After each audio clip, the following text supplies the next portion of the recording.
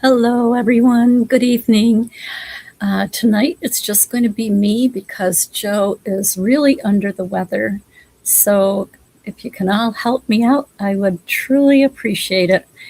And we're going to have a great show tonight. The theme is addictions. And before we get into that, we are going to do the birthdays announcements. And then we've got a little tribute to Vinnie Vincent. So let's get started right away with the birthdays. These are the January birthdays. And if you have a birthday in January and you don't see it here, please put it in the chat and we'll be sure to put it up next week. January 1st, Mama Sue. January 4th, Keith Bush. The 5th, Jasmine Hernandez. The 6th, Rita, Ivy, and David. The 7th, Fallen, Ash. The 9th, Andrea Bozert, Christiane, and Deanna, just June. The 10th, Larry John Wayne, Mark Theragilt. The 11th is Mrs. Bob. The 13th, Megan Gilman, Ruth Potter. The 14th, Michelle Malecki, that's my sister, Scott Holman. The 16th is Josie, Britt, and Deanna Mayo. The 18th is Jeffrey Blute and Dallas. Dallas was born in 1987. The 19th, Katrina, Penny B's daughter. The 20th, Alyssa Watson. 21st, Gilbert Gonzalez, Gigi. 22nd, Claire, Sarah Remo's daughter. And Jake Vaughn from ExJW Worldly. 23rd is Jerron Benton. 24th, Ben Riancourt and Kevin Carter. 25th, Hannah Hurto and Mr. CIA's mom. The 26th, Amabel, Celeste's granddaughter. The 27th, Antonio Samilia. 28th, Jason Budzinski. 29th, Aubrey Cruz, Bonnie Zeman. The 30th, Beverly Harward, Paul Kohler, and Randy D. Brooke. And last, the 31st, Kay, Fred, and Wally. So happy birthday to all you January people. And we got a birthday song.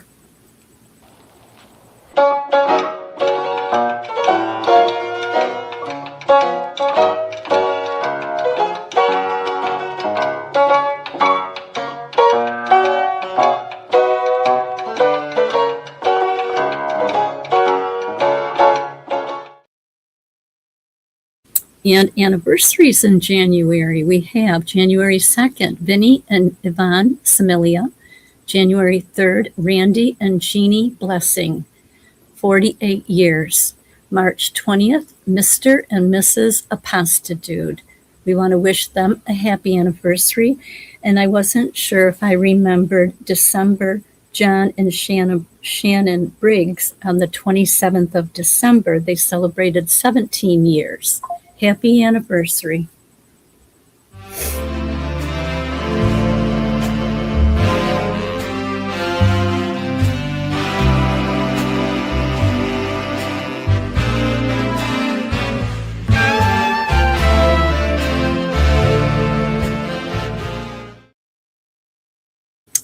Okay, just a few.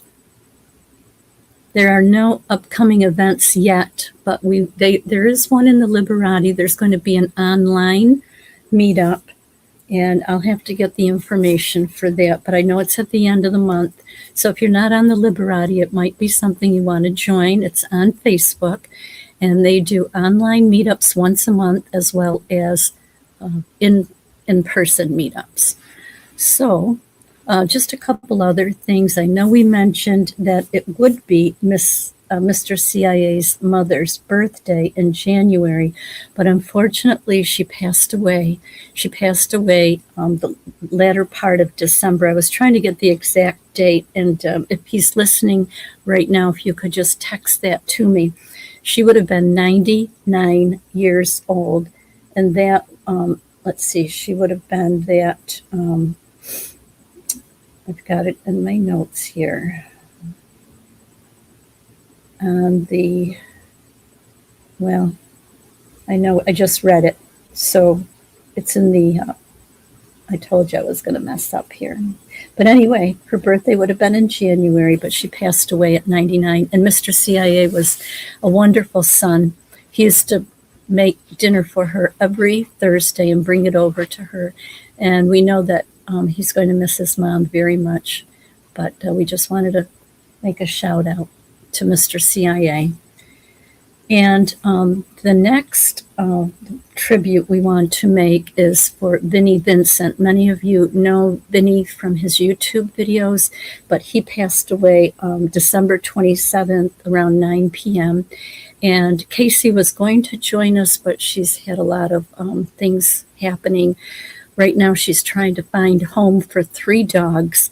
This is the type of person that Casey is. When Vinnie was sick for the last year, she basically took him in and took care of him. And basically, he died in her arms. She's a very, very wonderful, loving, sweet person. She was never a Jehovah's Witness, but she is very loving. And right now, she has 3 dogs that she's trying to bring back to life because they were left in a very bad situation. She was going to come on tonight, but she has to take care of that. So we will have her on in the future. So anyway, there was a GoFundMe, or there still is. It's still up, and they've raised over $4,000 so far because Vinnie basically at the end he did not have money, and so this will pay for his funeral, his cremation. And did you want to say something, Shauna? I just wanted to add to Vinnie. I know when Linda posted the tribute with Kim from Mike and Kim and Casey and Amber, it was actually brought up that he was homeless. So Yes. He had lost everything. Yeah. So, and even though it does say that they have met their GoFundMe amount, you know, we've all suffered loss and it costs a lot of money. So even to rehabilitate dogs, to bury somebody properly or to take care of them with respect. So, you know, any little bit is going to help Casey take care of Vinnie and what he left. So thank you again to Kim from Kim Mikey for letting us use the video that she put together with those clips. So yeah, if anyone wants to go back to Linda James Apostababe, she did it Saturday night, and it's on video on YouTube, and you can see the whole tribute that they did, and everybody spoke about Vinnie that knew him or that, you know, really appreciated his videos because he did tell it like it was.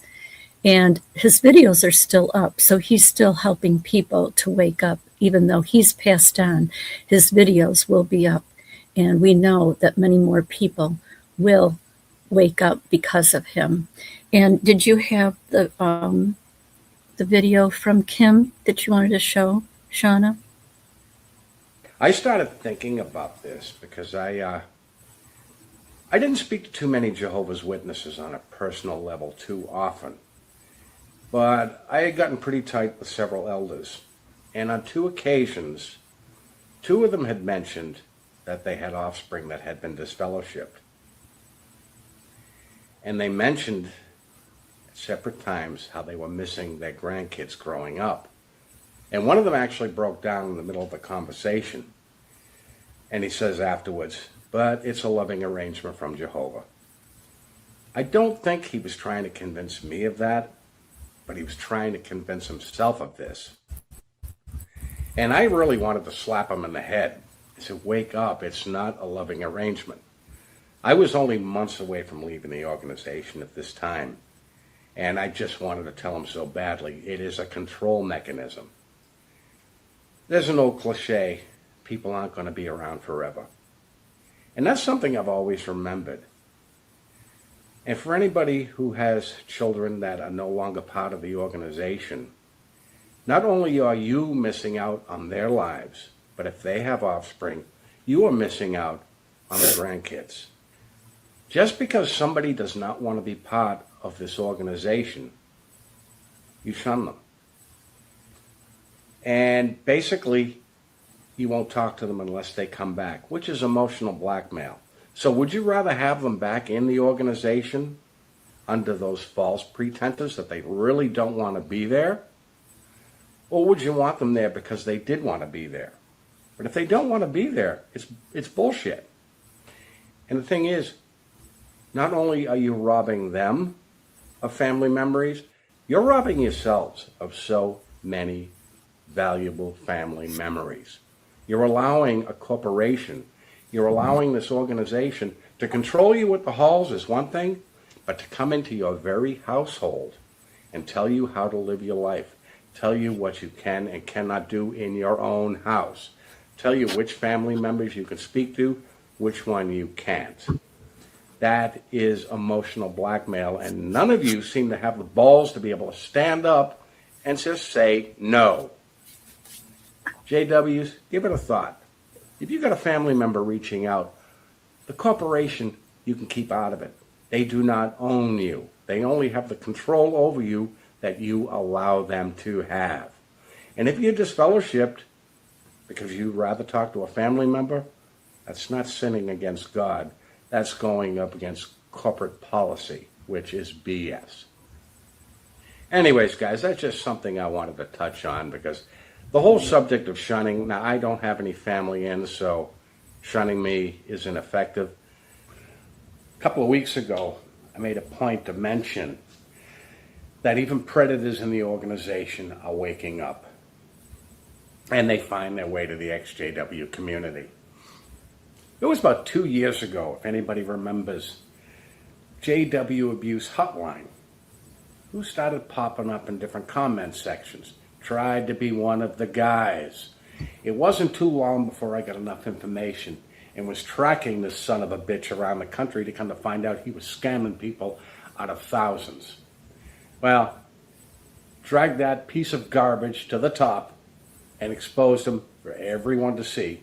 And many of you also had found out about him and did your own take on him. And now, well, he's no longer on YouTube. Not very prominently anyways.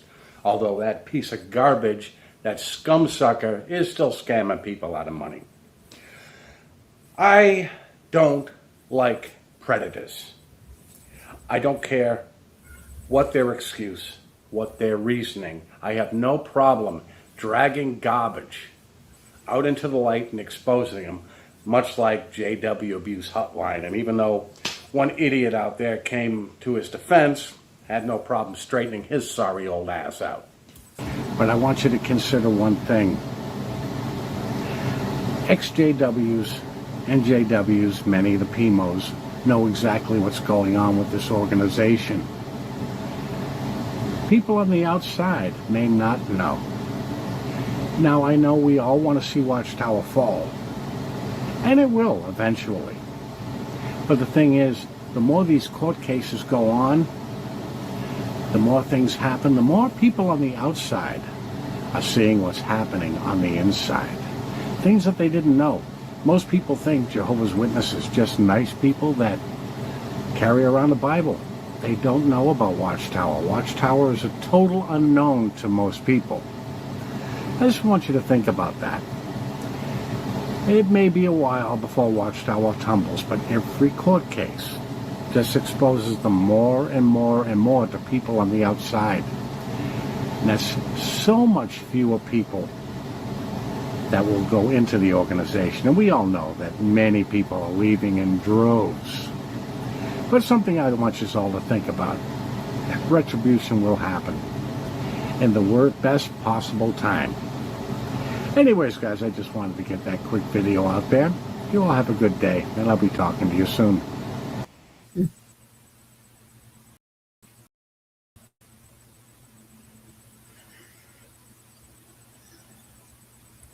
We appreciate Kim letting us use that video, the 3 videos that Shauna put up. And Vinny did tell it like it was. He told about the shunning and about the corporation and people that take advantage of ExJWs. So he had a lot of his videos were short and right to the point, so we appreciate that. Next, we have a short video about addiction. And that's the theme of tonight's program. We have a Dr. Donna Marks. Write that down if you have never heard of her. Dr. Donna Marks. Oh, I forgot to mention, I'm sorry. Back to Vinny.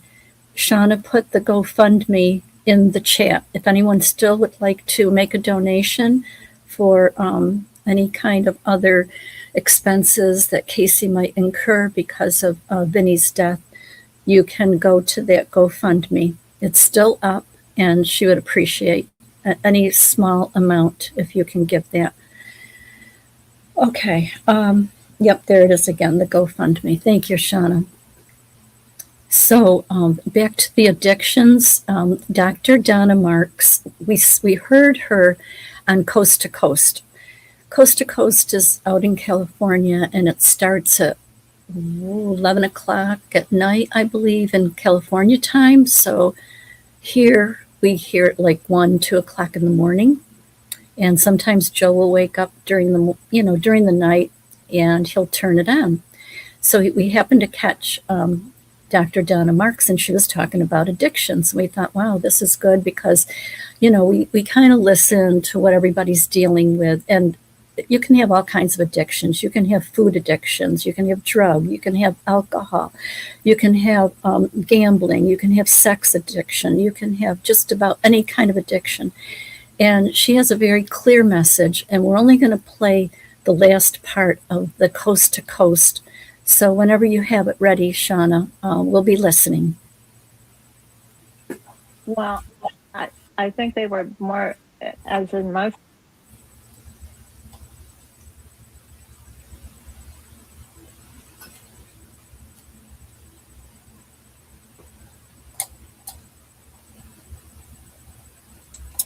Okay, one sec, because now it's telling me that it won't play it right now. So I'll just work on it in the background here for a moment, Fran, okay? Okay, all right.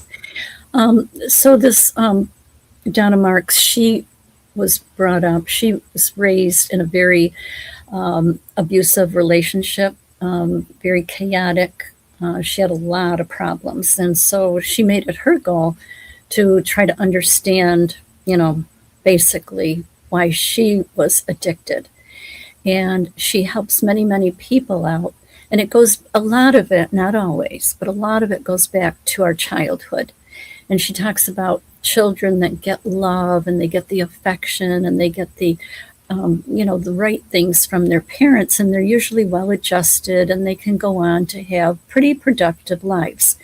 Well, when you don't have that, either from growing up as one of Jehovah's Witnesses, being in a high controlled religion, or maybe when you wake up and you realize it's not the truth, then a lot of people, even while they're going to meetings, they are, drinking. We've heard several accounts of people that say, yeah, I drank before I went into that meeting because I couldn't handle it.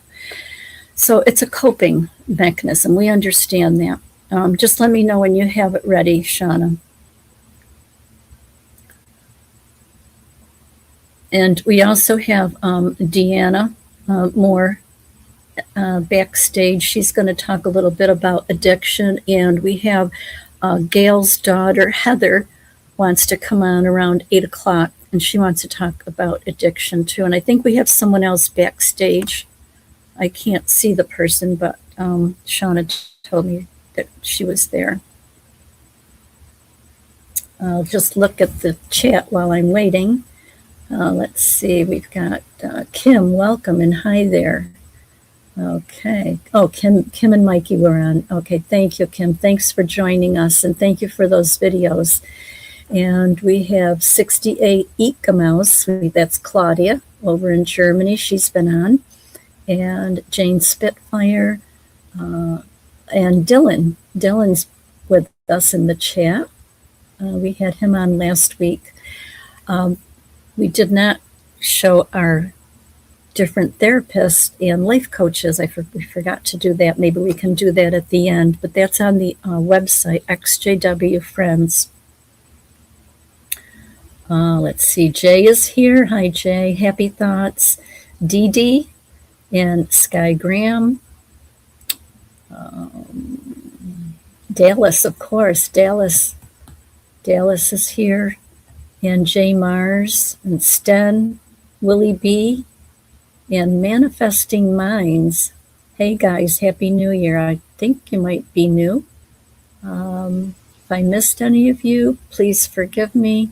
I'm just kind of going through here really quick.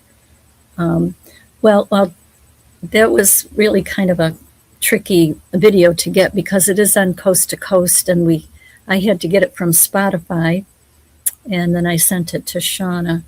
So maybe in the meantime, we can, Shauna, if it's not available right now, maybe we can bring Deanna. What do you think? Yeah, I'll let the guests come on. I'm just trying to make my way through commercials. Find out as it hijacked me, but give me a few minutes on this. Okay, yeah, I think it started at the 14-minute, if I'm not mistaken. Yep. I'm just trying to find it. Thank you. Okay. All right, thank you. So Deanna, let's see if we can bring Deanna on. Hi, Deanna. And then we also have, is it Jiva or Jiva? Maybe you can tell us how to say it. Yeah, if you've got your microphone on. Okay, just unmute. There you go. So how do you pronounce it?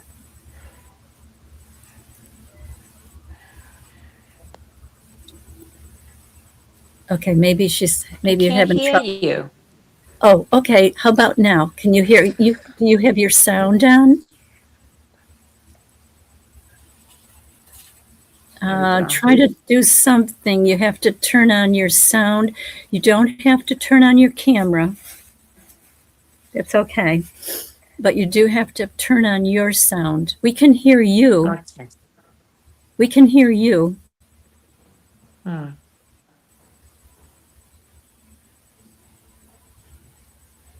Well, while you're working on that, there you go. Can you hear us now? Yes. Okay, great. So how do you pronounce that? Your name? Jiva. Jiva. Thank you for coming tonight. Is this your first time on? Yes, you invited me, and I decided to join you guys because I'm mentally out.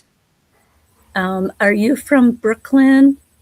Yes, I'm the one from Brooklyn that knows Anderson. Yes. Okay, great. Okay, so it's Jiva, right? Yes. Jiva. Yes. Okay. Very good. Well, thank you for coming on. Jiva just contacted us just a few days ago, and she told us that she is out of that organization. She was a pioneer. You were in for how many years, Jiva? 36 years. You were 36 years, and and about 17, half of that year, I pioneered. Right. Boy, amazing. Yeah. And you said that your fleshly sister is the one who brought you in, and she is still in.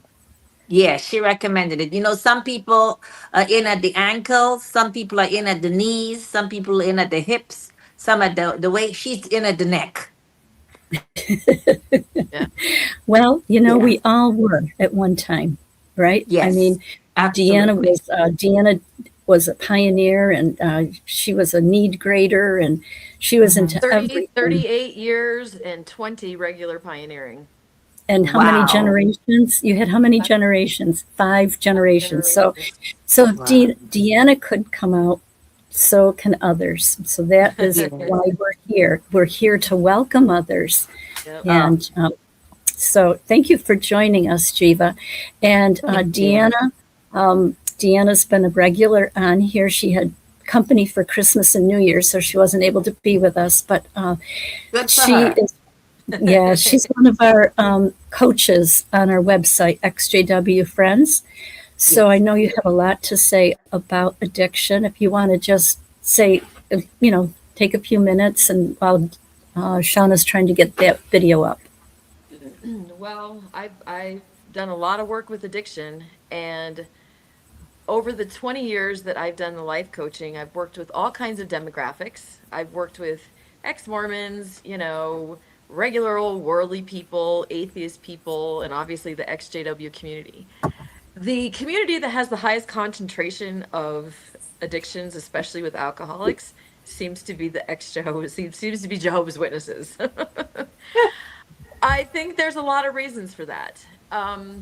First of all, they don't allow therapy. They don't encourage any sort of dealing with your emotions, dealing with your feelings, dealing with trauma. And because they tell you to shut up and not, trust in Jehovah, just rely on Jehovah, pray more, study more, that doesn't actually heal the trauma that people are dealing with. And so they turn to alcohol to numb it. It's the one thing that the religion does allow, the one outlet, the one vice that the religion doesn't condemn. And because of that, there's a ridiculously high amount. I lived right outside of Brooklyn, Bethel. And so when I was young, I frequently went into Bethel. I was only about 45 minutes away.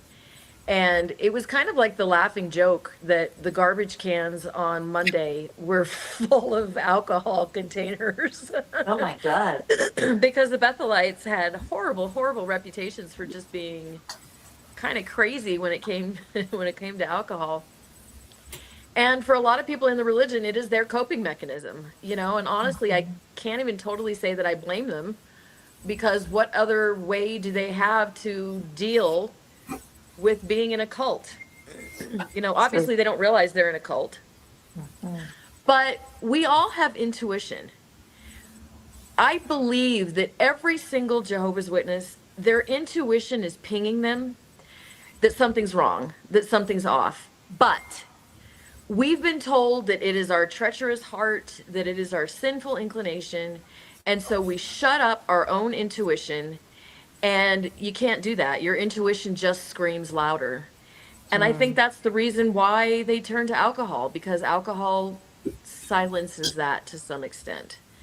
And when it's used in excess, obviously it becomes a problem, and it can form an addiction. So, Jiva, you're recently out, totally out, or just No, waking I'm up? not totally out yet. I'm not totally out. I'm chemo.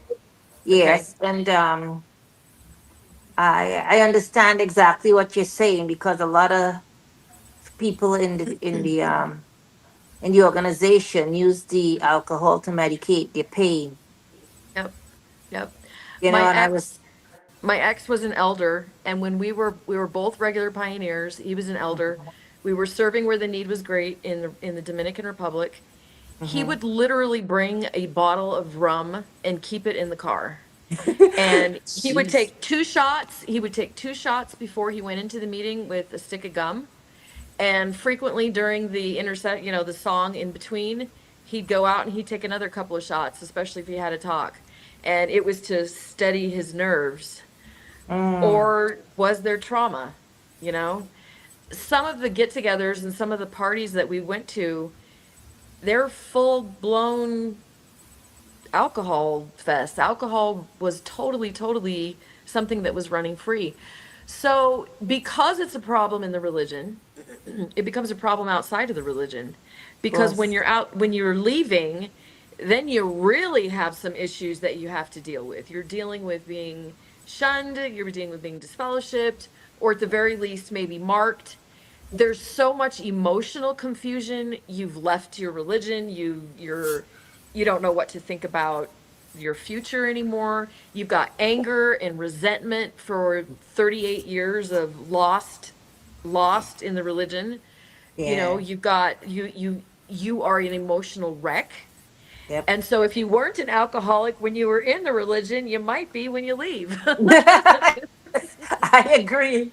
Yes. Yes. And I do want to make light of this because I do believe that humor is healing. So I want you to all understand that I am not making fun of anybody. this is, inappropriate humor is still humor, inappropriate laughter is still laughter. The more we can laugh, the more it changes our body chemistry, the more it changes our state of being. So, even in my life story, I've told my life story several different times before, and I come to some pretty emotional parts where my kids were kidnapped and I lost everything. And you know what? I laugh my way through it because you can laugh or you can cry. It doesn't change anything. And I chose laughter. It might have been insane Joker laughter at the time, but it was still laughter. So let me go through some of the comments here because I definitely want to be able to talk to anybody if you're If I willing. can interrupt, Tiana, I think Huh? Sean is ready with that video. Okay. Okay, and then we'll go to the comments. Okay. Thank you. And I think the audio really gets it because it just plunges you right into the stands. You have the crowd sounds like all around you. It is surround sound, especially if you're listening in headphones. Listen to Earsay, the Audible and iHeart Audio Book Club on the iHeartRadio app or wherever you get your podcasts.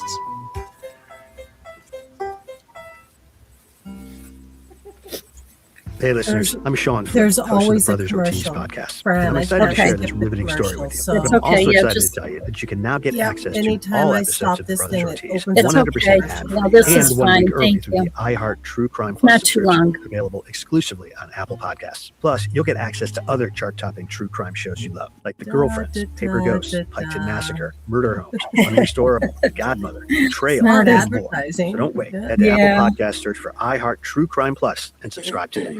Season 1 of Crying Nope, Wolf is one here. more. We're thrilled to keep sharing these jaw-dropping stories with you. And now there's even more to discover. With an iHeart True Crime Plus subscription, only on Apple Podcasts. Is the weather nice there today? It was cold. It was better. Yeah, it was rainy. It's been weird winter. Yeah, same with us here. Don't wait. New episodes are ready for you now. Okay. Apple Podcasts, And we want to welcome Wild Wall, and let's see who else is new on here.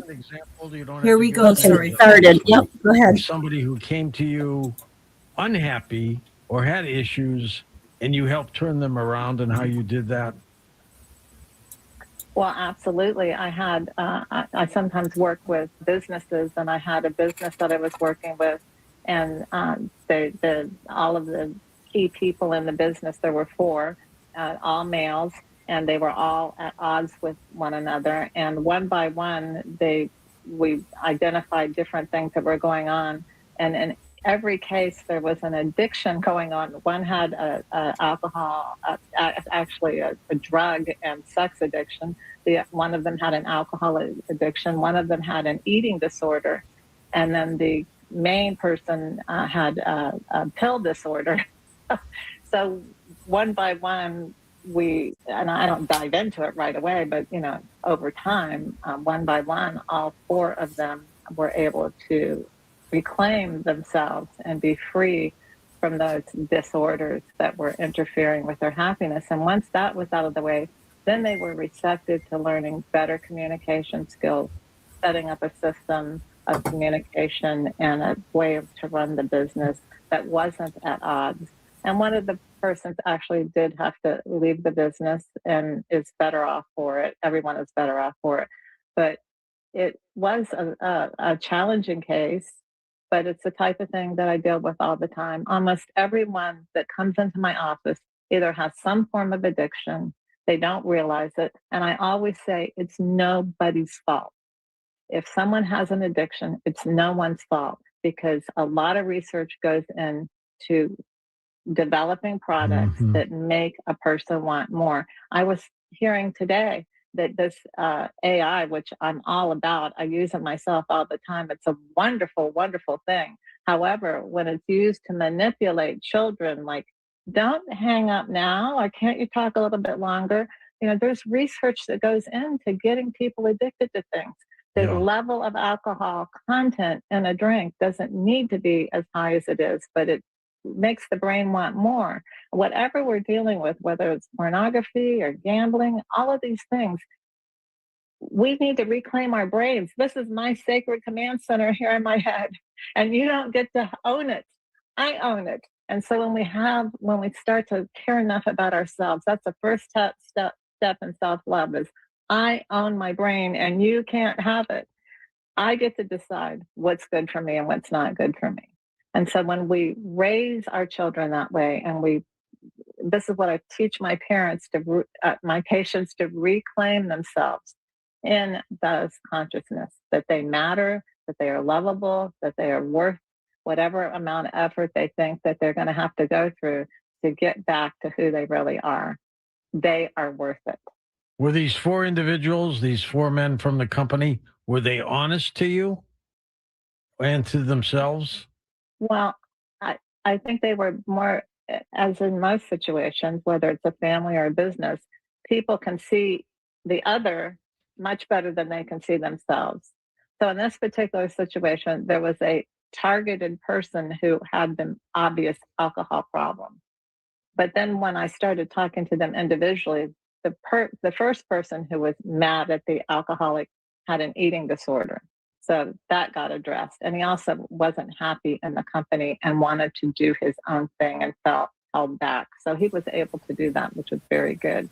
And then the fingers started pointing in other directions, one by one.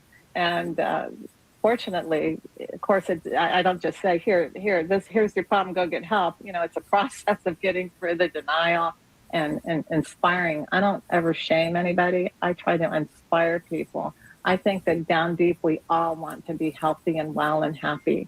And so when we understand what's interfering with that, we do want to correct it. But a lot of people feel so ashamed and so guilty. And that's just another way of staying unhealthy.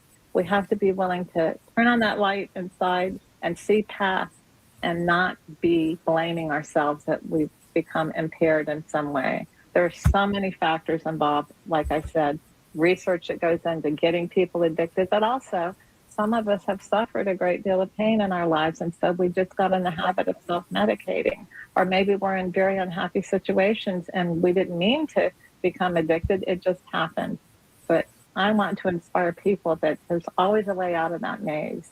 And when we learn to fill that emptiness inside, or that invisible hole, I call it, with more than just something out there, you can be driven by that inner light, by that self-love, and learn how to love yourself, learn how to care for yourself, learn how to talk about it, learn how to reach out, learn how to help other people, learn how to have friends, learn how to be a friend, learn how to care for yourself, take care of your body, take care of your mind.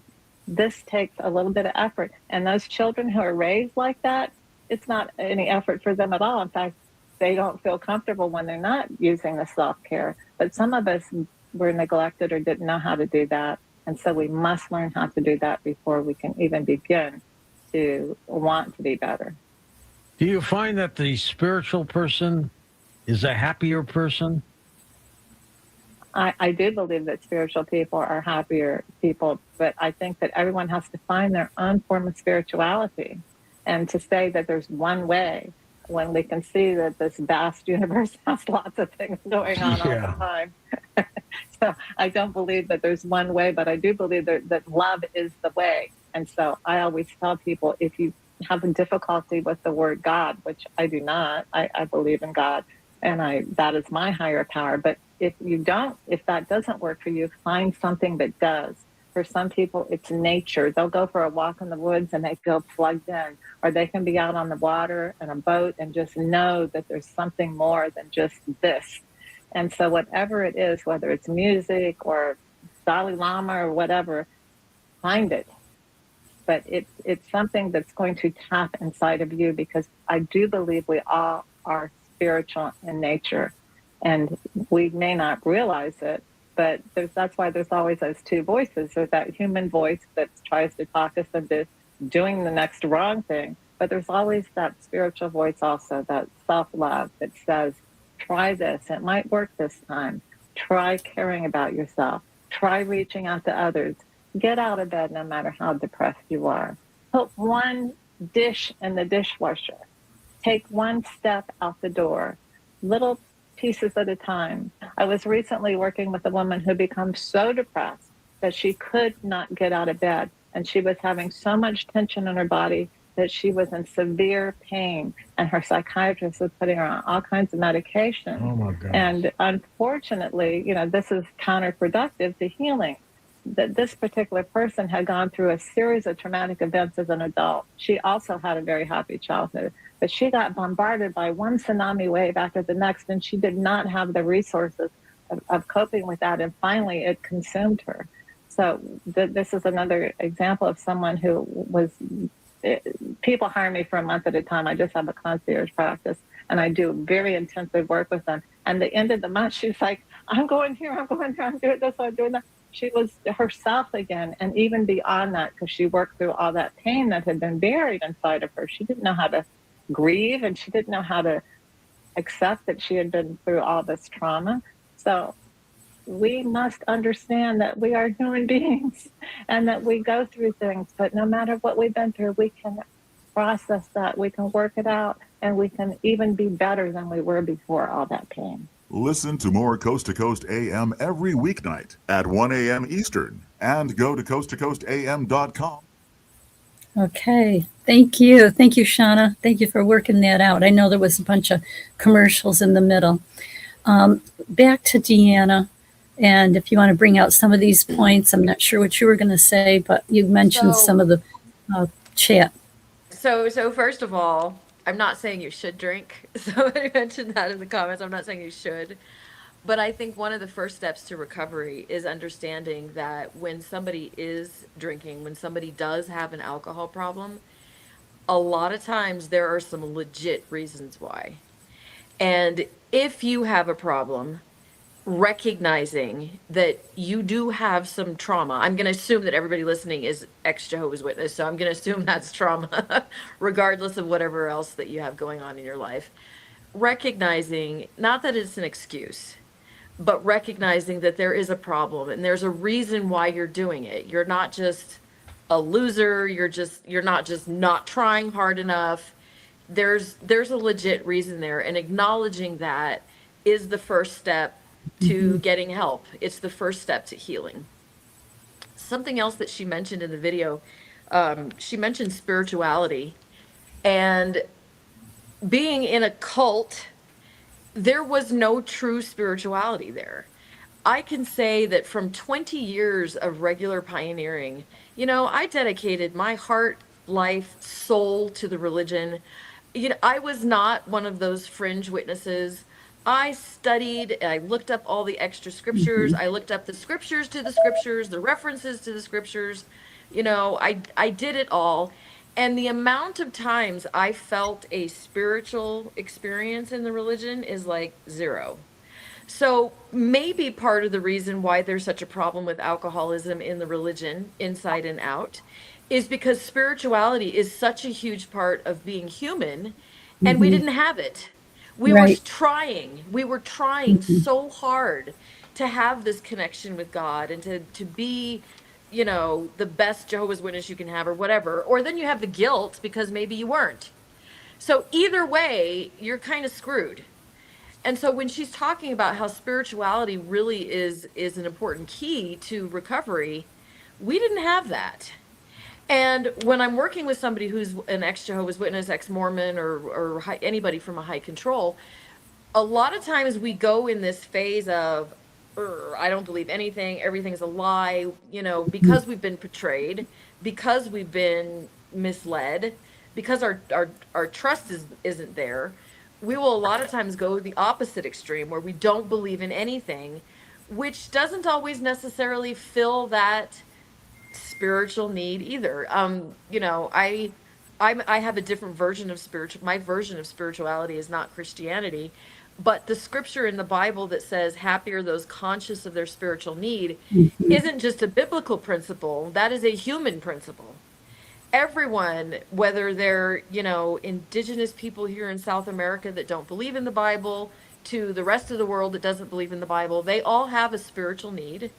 And discovering that, reconstructing that, finding out what that means to you post leaving the religion is an important part of your mental health, aside from addictions, restructuring that for yourself is an important part of your mental and emotional recovery. Jay is asking you, what is quantum or quantern? I'm thinking Quantum. frequency, but asking. Quantum.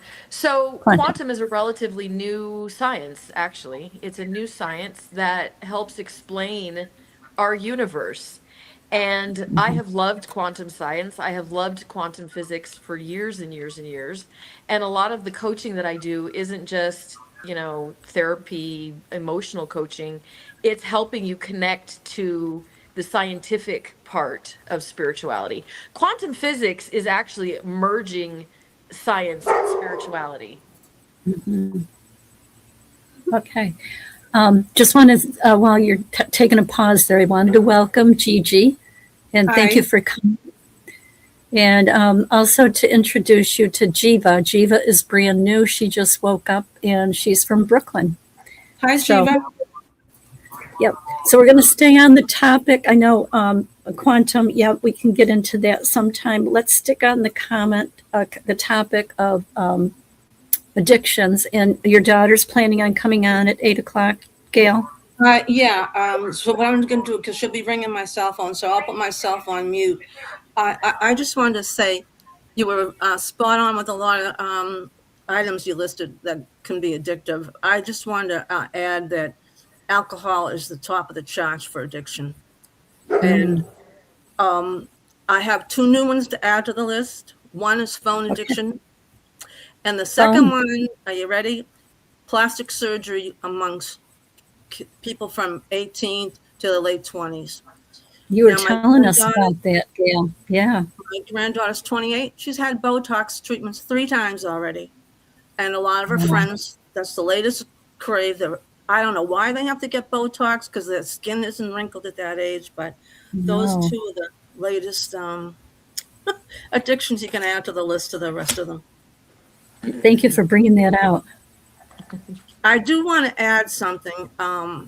If you can't afford a coach, because, no offense to you, Dina, because a lot of coaches are expensive and a lot of people don't have the funds to go to a coach. I know Deanna is reasonable. Oh, that's great. Well, I have discounted rates for Jehovah's Witnesses. What? You give discounts? I have discounted rates for Jehovah's Witnesses. Well, that's good to know. Well, anyway, I'm going to drop the name of the website that is superb. It's called soberrecovery.com. And for those who can't afford a therapist, or I know there's a long waiting list to see a therapist, soberrecovery.com lists everything from A to Z. They have forums that you can join. They have chat support groups you can go on. They have recovery programs. They have chat groups on any kind of addiction. They have a library with all kinds of valuable information. I've actually used Sober Recovery a lot myself. Can you spell that first word? Sober, S-O-B-E-R. Thank you. Okay. Okay, sober. Soberrecovery.com. Okay. And the next one is NAMI, the National Alliance for the Mentally Ill. It's a worldwide organization. It's the United States organization. And it's the National Alliance for the Mentally Ill. I happen to be a member of NAMI. That's another great. They actually come and do public talks at your local library. Okay. So those are 2 resources if people, need to see somebody right away. Okay. Thank you, Gail. Thank You're you. Back to Deanna. So when I'm working with somebody, a lot of people join programs like AA. I would like to add. I want to add something on that. Alcoholics Anonymous was formed in 1935, and their 12-step program was formed in 1935. We were giving people lobotomies in those years.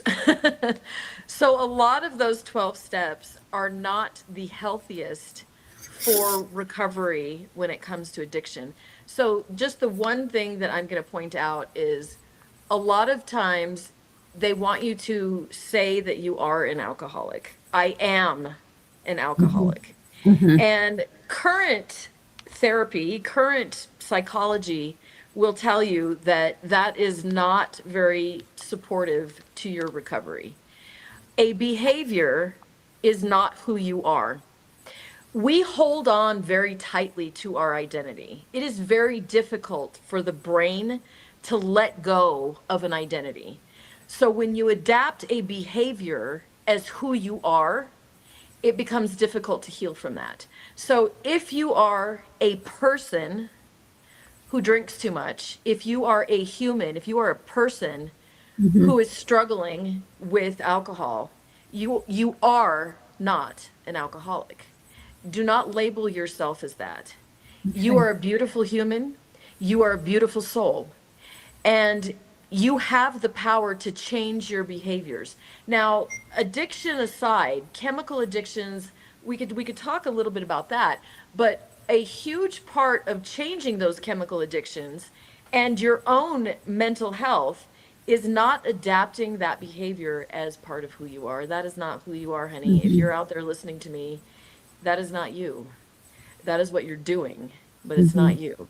And behaviors can be changed. It is harder to change your identity, but a behavior is something that can be changed. It can be healed, and there's hope for that. So the first step is recognizing that that is too much, recognizing that this is a behavior that you want to change, and separating the behavior from who you are as a human being. Thank you. I think, let me see if Gail is ready with her daughter. Heather, are you ready, Gail?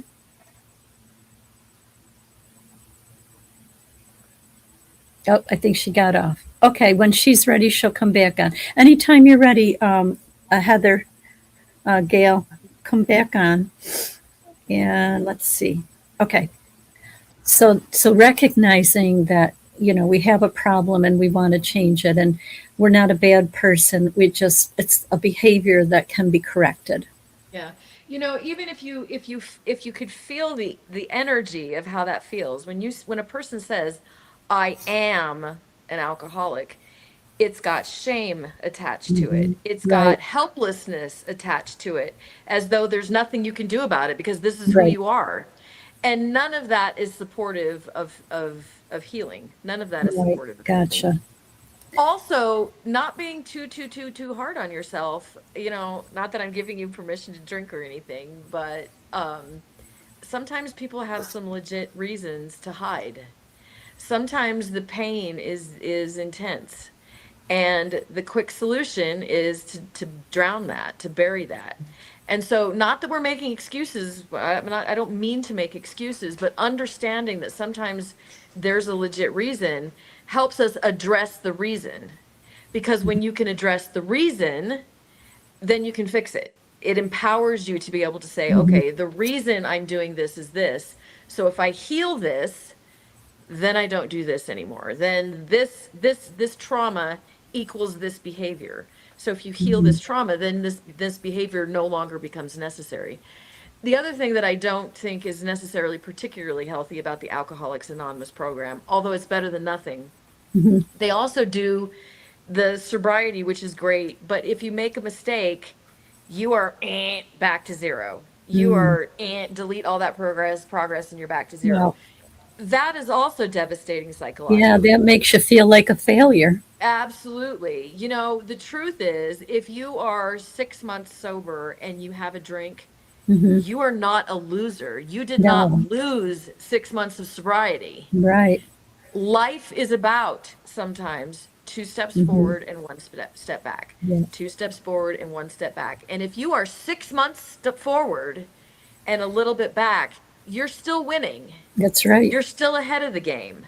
Yeah. So understanding that we are going to mess up. Nobody's perfect. No. And addiction is no different. There will be good times, and this isn't something that's necessarily super easy to overcome.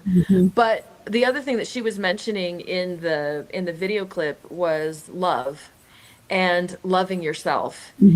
This falls into that category of loving yourself, is not being an asshole with yourself. Oops, can I say that? Sorry. It's okay.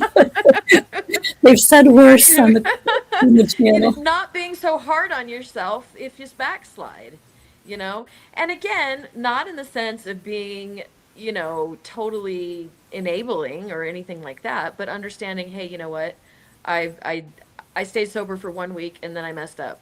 Okay, this time I Mm-hmm. stayed sober for 2 weeks and I messed up. Yep. I keep Yep. messing up. I can't do it. No, no, no. Keep going forward. You're okay. That's right. Every step is a healing step.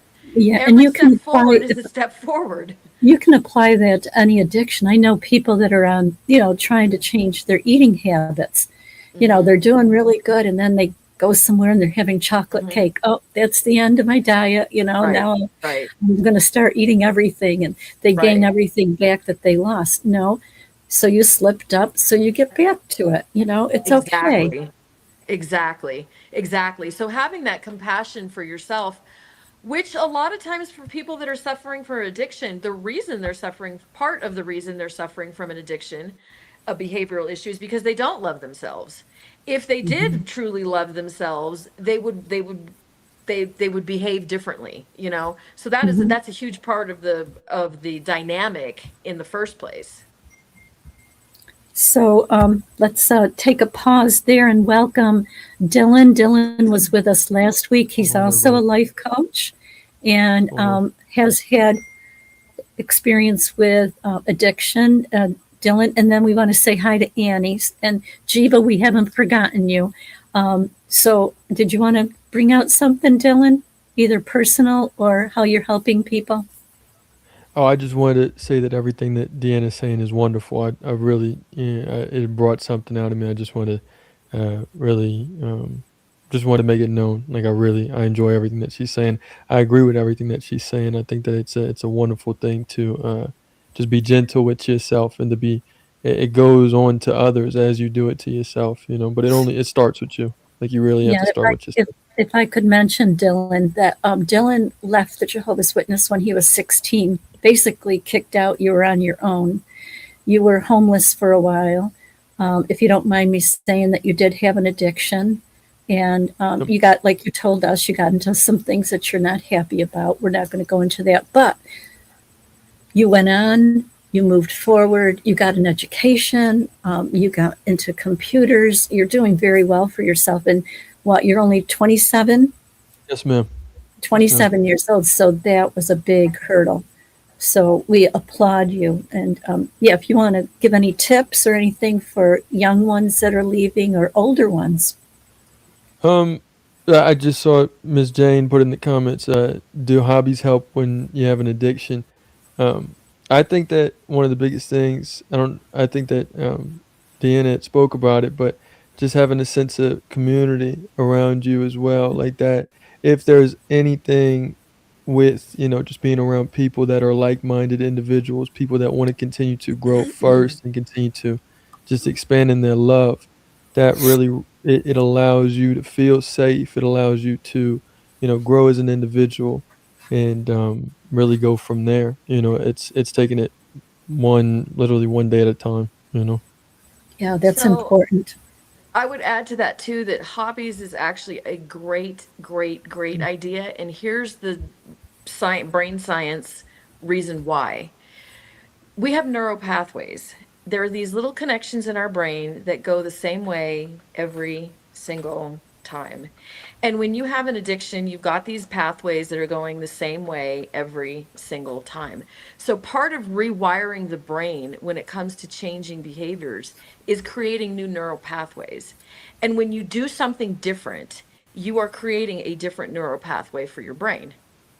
Not that it automatically nullifies the other one, but if you do something like, say you decide you want to learn Chinese or learn the violin or something like that, I don't even care if you accomplish it. That's not even the goal. It's not even the goal to learn Chinese. The goal is that you're stimulating the brain to create different neural pathways. Does that make sense? Which really helps with addiction. The brain gets bored too. I think sometimes addiction can also happen because of boredom. I've worked with people that's part of the reason why they turn to drink. It's either watching TV or pour a drink in the evening. And so being able to stimulate your brain is a huge advantage. Actually, that's a huge advantage for anybody, whether you're dealing with an addiction or not. Right. Okay, if I can interrupt again. Now Gail is back. Gail, are you able? Is Heather I'm sorry, there? Heather hasn't called in, but my sister's calling. She's coming on the show. She lives in Maine. I've been trying to get her to come on the show. She said she's on, but I don't know where she is. Did she go on? Did she go on Joe and? Okay, good. Is she on Joe and Fran, or is she on Fixing My Face? This is Heather calling. I got to take this. All right, Debbie? Okay, go ahead. Yep, we're here. Okay. All right. And we don't, and Jiva, how you doing so far? Oh, you got to mute yourself, Gail. This phone call is being recorded and monitored. Sorry. This is an attorney-client phone call. Please call 508. I have to go through this when she calls from the prison. Okay. Yes. If you wish to continue, this call will be recorded and monitored. Hello, Heather. Hi. Hi, can everybody hear Heather? Okay. Yes. Hi, Heather. How are you guys? We are good. How are you? Thank you for coming on tonight. It's my pleasure. I enjoy it very much. I like what you guys are doing, and I appreciate it. So if you want it, what would you like to tell our audience tonight? Well, my mother mentioned you guys were talking about addiction. Mm-hmm. Yes. And recovery. Yeah. Yes, recovery. Yes. Well, talk about how myself. Old you were when you started. Well, okay, so for myself, I started at a very young age. Due to the trauma from the Jehovah's Witnesses and my father and him hiding behind them, I was a young girl. I was probably 11. And I didn't know how to deal with what happened to me from the church and stuff. So I found weed and alcohol in the middle school. So I used it to cover up all the emotions and the feelings that I was having that I didn't understand. Because, I didn't know what I was going through, and I was ashamed of what my dad was doing to me. I didn't know how to talk to my mom about it, and I was embarrassed about what I was feeling and ashamed. So I used alcohol and drugs as a way to hide my feelings and mask my emotions and stuff. And that's what I did throughout basically all my school years. And then through my 20s, I started to get real sick and tired of it. And I was getting very disgusted of the drug abuse and stuff and getting very just worn out by it. And then I started to seek therapy. And I, by the grace of the real God, found a great therapist. And then I was able to find a good support network, and thanks to my sister also and my mom, I was able to do some serious work on myself with a good therapist, and I was able to finally heal and really start to do some work and find myself. And then over time, with some relapses and whatnot, it took me down a long journey, but I was able to put together 6 years clean from fentanyl. And it feels good now. I have had some slip-ups because sexual trauma is a very, very hard thing to overcome. And especially with what the church did to me and my father. And I suffer from severe nightmares, and those are things that you just don't know how to get rid of. And when you are a child, your brain is very, very fascinating with the way we are as human beings. We learn how to do what it's something that our brain does. It masks our traumatic periods, moments, and we forget all about them, actually. So I can't tell you what happened to me from the age of probably, I'd say about 13 down. I don't remember any of it. Well, I do remember moments. I have these flashbacks that are very vivid. I have a lot of nightmares, and I'm remembering a lot more now that I'm getting older. And I'm trying to work out with a therapist more now because it's bringing up more for me. So I just keep working with a therapist and hopefully stay on the right path. And hopefully all keeps working as good as it has. I just want to say congratulations to your journey so far. It's very inspiring. Like very, very inspiring. Extremely inspiring. You know, it's not easy to work through. Did you? I think you'd said fentanyl at one point. That's a heavy one, really. Yeah, well, you know what? I had a lot of medical problems as well as a little girl, and that's what my father used as an excuse to touch me. So that also created a lot of problems for me, and it was just like a double, triple whammy as a kid, and it really made me go off the rails. And my poor mother had no idea what to do. She was besides herself because, like, she didn't understand what was going on. She didn't know, you know what I mean? She had no idea. My father made it look really, really, really good on the outside. He made it look like he was a very good dad, taking me to vacations. You know, he worked at a elementary school as a custodian, so he made himself look like he was the all-star father. So she had really no idea. I don't blame her at all for any of this. She was unsure. And with the way my father played it, who wouldn't be? And on top of the fact that he was being groomed by the Jehovah's Witnesses to be an elder, so they were very quick to hide everything. You know.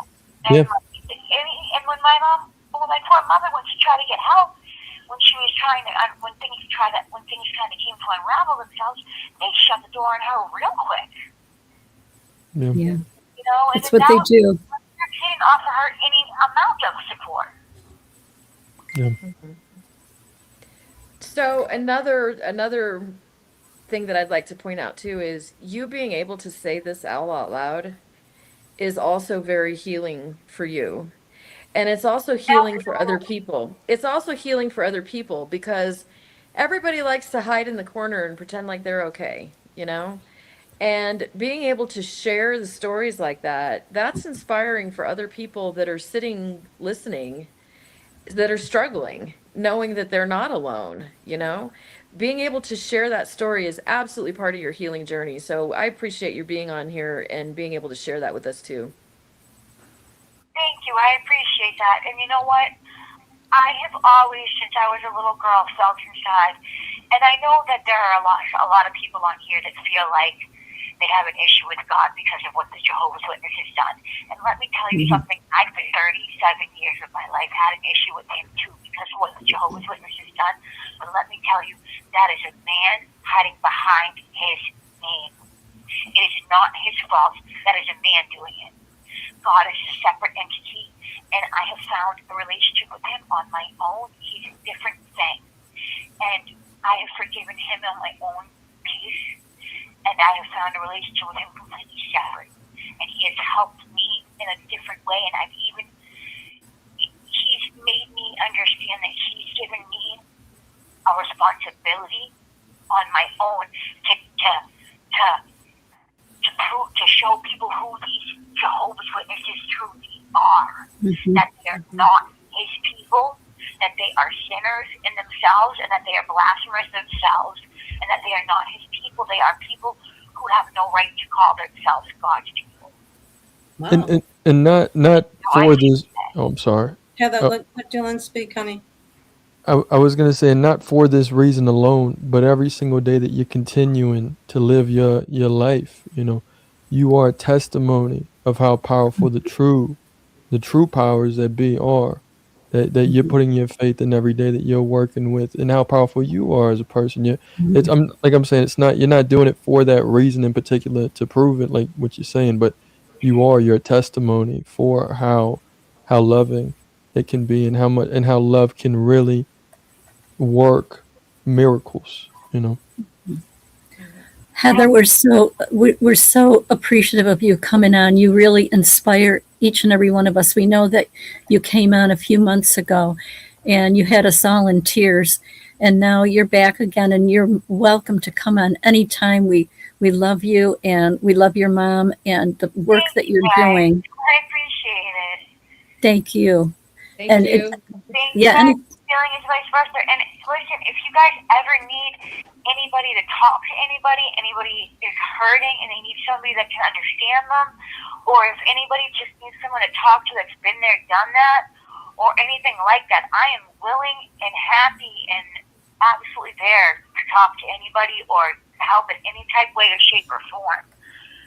Well, you can't Just feel free to call my mom and ask. I have no problem at all offering myself to help. Not whatsoever. I have no problem with that. You can't do that now, Hel, till you get out. Well, I'll be out in a few weeks, Mom, if not Good. a month. Good.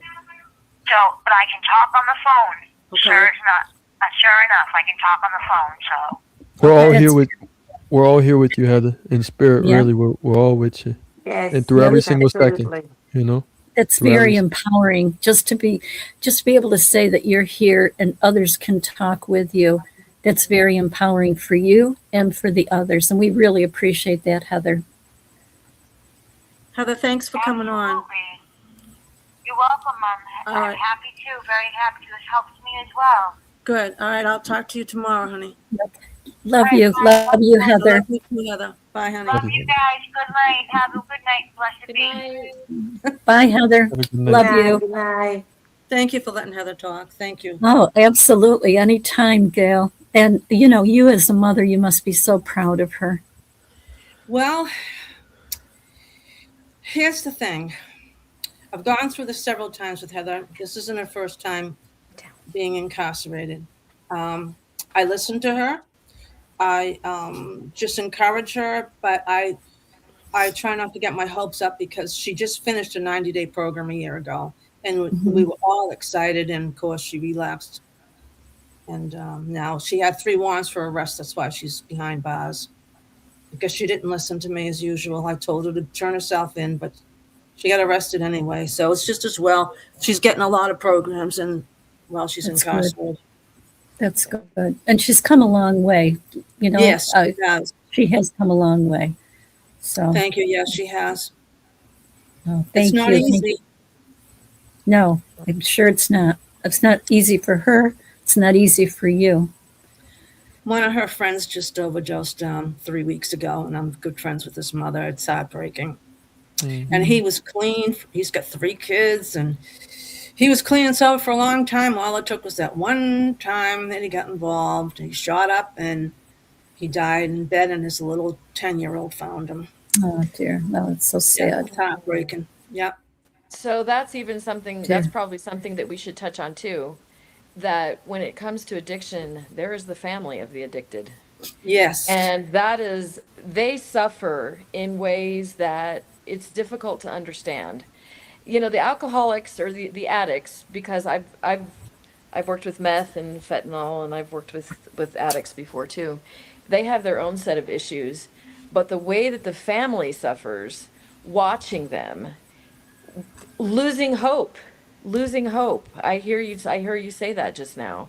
That's a legit thing. We want to be hopeful, and watching them crash and fall over and over again is its own special hell for the family. And if you're the family member of somebody that's suffering for an addiction, make sure you take care of yourself. Make sure that you are taking care of your own mental health, because watching a loved one suffer can ruin your mental health. It can ruin your mental health. It can steal your happiness, steal your life if you're not careful. Because I know many family members of addicts who give and give and give, and their life goes on hold. And not that I'm saying not to do that, but you have a life too. You also have an obligation to be happy and to have a life. And for some people, there does come a point where you have to cut the addict off and let them go and realize everybody gets to make their own choices. Healing is a journey. And if the person says they're not wanting to heal, we can't force somebody to heal that doesn't want to heal. That's true. And for the family of the addicts, sometimes the self-love thing to do is to step back and say, I love you, but I'm going to have to love you from afar, because I have to save myself. I have to take care of myself. I do know this from personal experience too. I have had loved ones suffer from extreme addiction, and when they just decide, I don't want to heal. I like this. This is my life. This is what I choose. Then sometimes we have to choose ourselves and step away from that. And that's kind of unfortunate. It is unfortunate, but sacrificing yourself and martyring yourself from somebody who chooses not to heal, that's not self-love either. You're not giving them an example of self-love if you're willing to martyr yourself for a cause that there is no end to, you know? Sometimes you have to make that hard call. And, not always, depending on the person. So there are plenty of people who do recover. Yes. I wanted to thank you for that because I didn't know that. I was married to an alcoholic. He was in Vietnam when he came home. And so I started going to Al-Anon because I was making their problem my problem. And I know the 3 C's: you can't cure, control, cause it. And that took a long time to learn that. And you actually become sicker than the addict because I was so focused on, trying to, I was badgering him. I was getting upset with him all the time and nothing was working. He constantly went out, and I ended up getting divorced with 2 young children. Well, anyway, I stuck with Al-Anon for a long time, and I got that book by Melody Beattie, Codependence No More, which helped me. Right. A mate, and depending on who the relationship is a different dynamic too. There's being the spouse of an addict, and then there's being the mother of an addict or the child of an addict. And every single one of those relationships is going to carry its own challenges. So there's not even necessarily blanket advice that says, if you know somebody, this is what you should do, because being the child parent dynamic is different from being the parent watching the child, and is different from having the spouse, but make sure that you are prioritizing you. Thank you. And understand that your loved one's journey is their journey. And oftentimes, I think maybe we might even overestimate support. Yes, having a supportive environment is important, but 99% of the work is the addict's job, not yours. Yes, that's 99% of the job is theirs. So if you're finding that your life is revolving around the healing journey of the addict, you're probably doing too much. Well, I sought therapy for a long time, and my biggest fear, and I told my last therapist this, is that I was always afraid Heather was going to overdose. Yeah. And they said to me, "There's nothing you can do about it, Gail. She's an adult, and she's going to do what she's going to do." And he says, "And you're the one that's sick to your stomach, worrying all the time." Exactly. Because that was my biggest fear, that I would. I mean, I've saved her life twice. Right. Where she's done some pretty stupid things to herself. Right. Actually, our cat saved her. One point, the cat let me know that she was on. This is a true story. Our cat let me know that she wasn't breathing, and sure enough. Wow. So. Right. And that's no life. I mean, I've coached the family members of drug addicts, and sometimes the advice is you need to let them go. Yeah. And as sad as that can be, and I understand as a mother that that's probably the hardest thing. I can't do it. I can't. It's the hardest thing a person could ever do. And if that's not the step that you can take, you better make sure you're taking care of your own mental health. I do mostly, but I leave the door open all the time. The witnesses told me, Heather was my downfall. But I never shunned her, and I never closed the door on my daughter. And I don't close my door on my children, period. But that doesn't mean I put up with it either. She lived with me a few times. I got evicted at one point by having to live with me. But she hasn't lived with me for a long time, so I don't have that worry. Yeah. I think one of the hardest things to do to, quote unquote, take care of yourself and worry about yourself, I think the hardest thing to do at times is just to to own that grief that we had, like you had mentioned at the very start. Right after you got off the phone with her. You mentioned in this situation, and you mentioning, her friend, not no longer being here. There's a lot of grief with that, and that's probably one of the most like powerful things that it feels like it can eat us alive at certain points, and it's very very it's one of the most powerful feelings. That's why we have all these other feelings that really really big feelings, whether it's anger, whether it's pain, but grief is one of those ones that it'll pull you under, and it's one of those things you got to keep your eyes on and give. I don't want to say, how can I put this? You just got to give a certain type of attention to it, to where it's just keeping our eyes on it. I can't tell you how many wakes I've gone to for overdosing kids that we had as friends. Even my nephew overdosed. And he was clean and sober for a long time. It took that one time we got together and he overdosed. For me, at least I know in my story, it took a long time. There was so much grief in my life that at one point I just got numb, where I just numbed myself because I'm like, crap's going to keep on hitting the fan, might as well just keep on, grounding myself in what I just being strong. I got to be strong for everybody around me, but I wasn't strong, during those times. I was so numb, and I wasn't really sitting with myself and giving myself what, there was a little child in there that was crying all the time that just wanted to be heard. Thank you. Gina, thank you very much for all your information and insight. Thank you. Appreciate it. Thank you. I do apologize for my dogs being loud. Oh, I There's don't a care. cow. There's a cow loose in my front yard, and they're going berserk. Well, Deanna, doesn't everyone have a cow in their front yard? Right? They're like, Mom, there's a cow. Something's out there. Dear. But yeah, we've had a good discussion. We're on for another half hour. If anyone would like to come in, I know that Annie has been trying, but I think she's got some internet issues.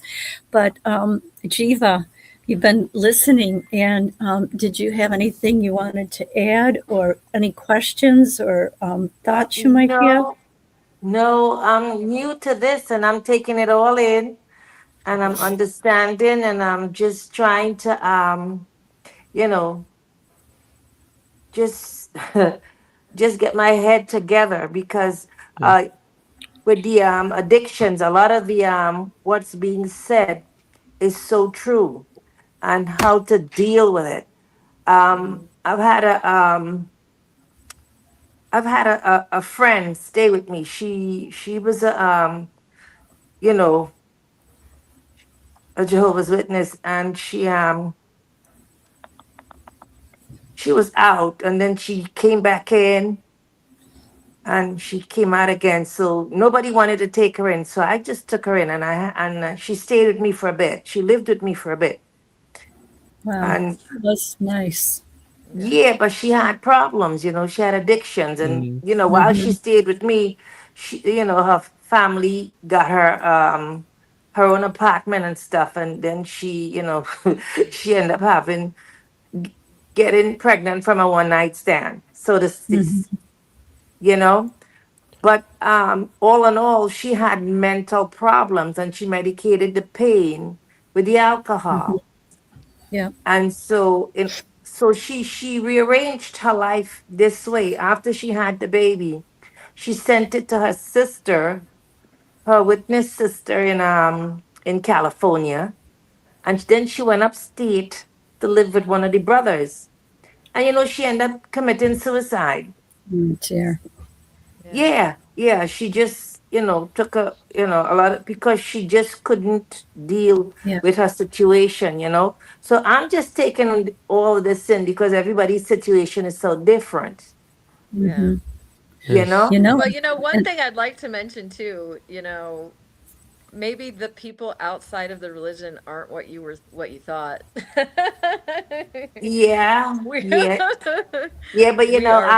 we're regular loving people that are banding together to heal together. Yeah. I totally agree because I wasn't born in or anything. I knew what life was like before I became a JW, and been in it 36 years, and now I'm back and I'm doing the backstroke because it's it's just not what I thought it was. And there's beautiful people inside and out. Yes, Yeah. very much so.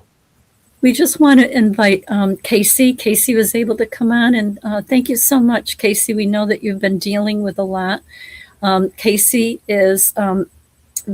was Vinny's girlfriend, partner, and she took care of Vinny in his last days when he was sick. Casey, welcome. Hi, Casey. Yes, thank you for having me. I apologize for being late. I've got so much going on. Thank you for having me. You're more than welcome. I do love Vinny, and he was very sick, and I'm dealing with all their arrangements and everything, and I'm happy to meet the ExJW.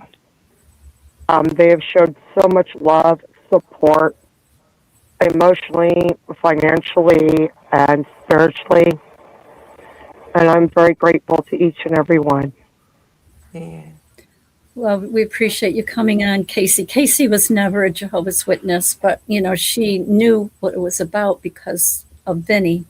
And the support has been wonderful. And we just appreciate what Vinny was trying to do. And he will continue to do it because his videos are up and many people just coming out will get to see him. In case any of the audience doesn't know who we're talking about, we mentioned in the beginning and we showed 3 of his videos. He went by the name of Vinny Vincent, and he was a Jehovah's Witness, and then he left, and he was helping former members to come out of the cult, and he helped many, many, many people. So we appreciate what he has done and will continue to do.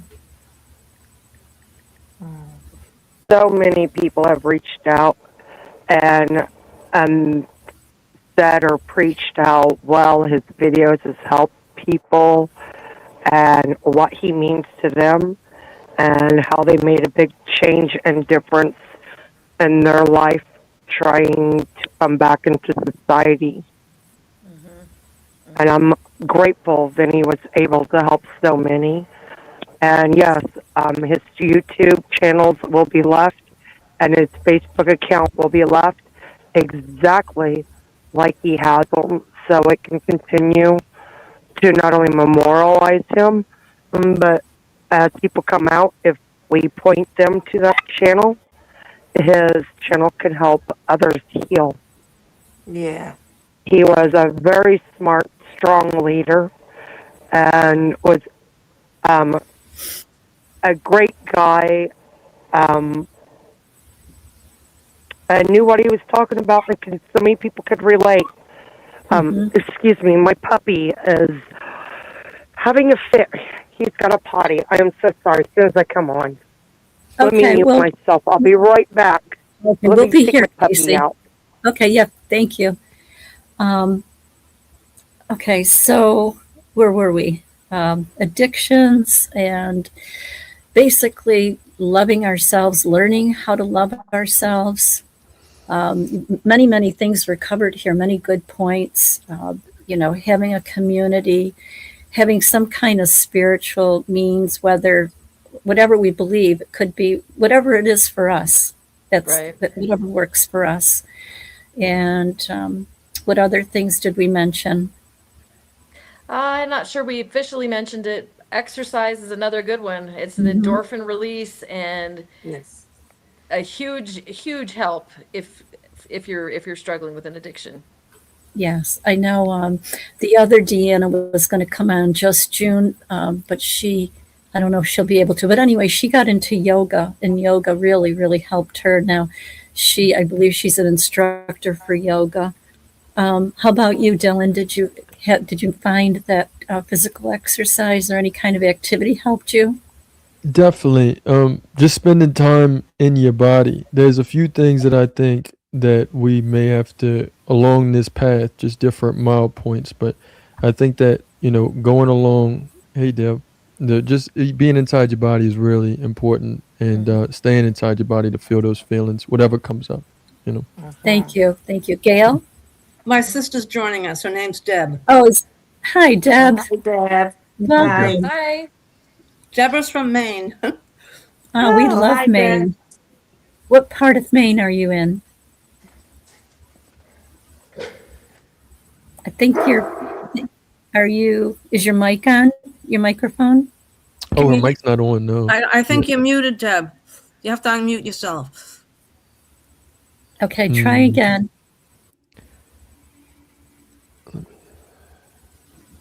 I know it's getting used to all this technology. We all went through it.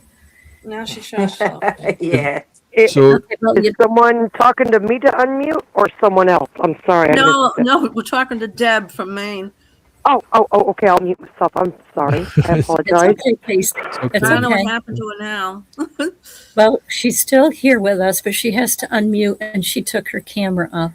That's okay. You just kind of get used to the panel there, whatever you're using. If you're using your phone. Talk about the Keystone Cops. Jeez. So on the website, if you click on the mic and then you click on the up arrow, it might show you where your mic is at, if your mic is on or not. You might be able to toggle it from there. Like if you click on the up arrow by the mic on your screen. I hope it is difficult. The trying to work our way around all this is. I wonder, can I unmute her? Okay, no. Let's Yeah, I think see. you can. You're the host, can't you? Yes. Okay. Deb? All right. It says unmute. How about now? Deb, can you hear us? Hello, Deb?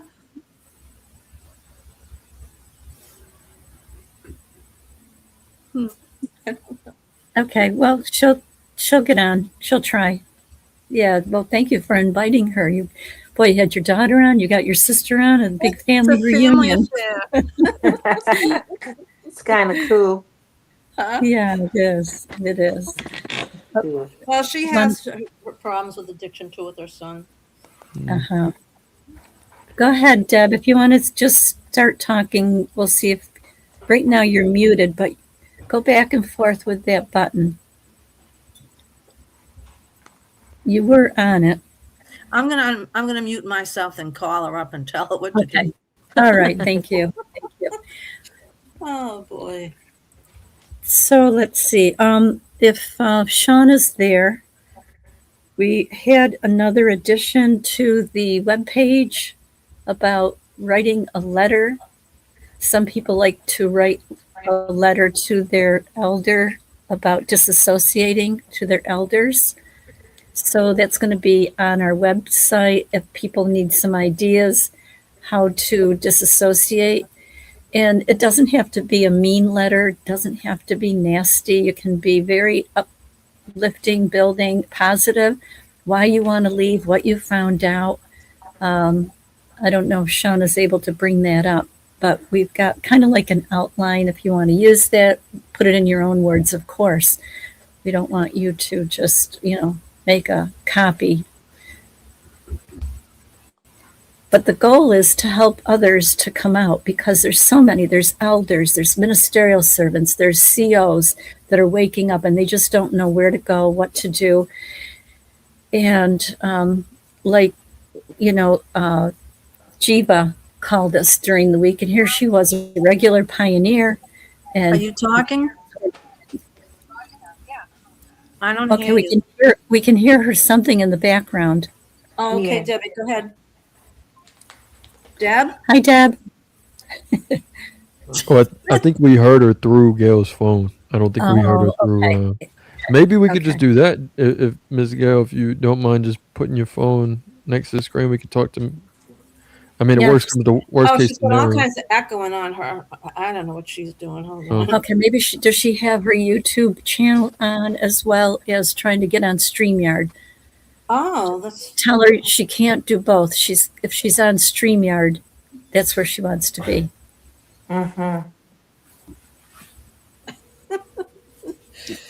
Oh, Okay, boy. that's okay. Some nights are like that. We appreciate folks trying because it's not I listen, easy. Echoing. You have to click off the YouTube side and just keep on StreamYard.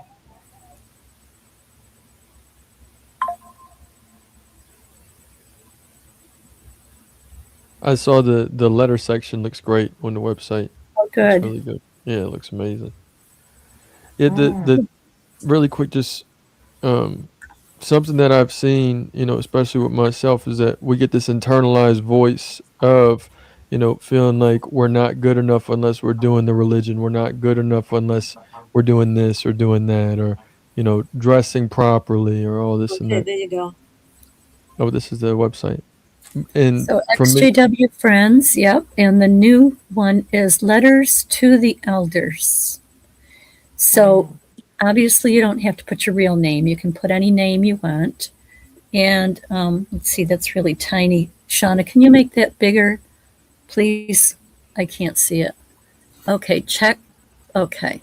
So you could say that you're currently PME, physically in, mentally in. I'm currently PIMQ, which is physically and mentally questioning. I'm currently PMO, physically in, mentally out. I'm currently POMO, physically out, mentally out. And I'm currently POME, physically out, mentally in. Or I have never been a JW, and you could write your letter here, and you could submit your letter. We'll have some examples of different ones that want to write their letter.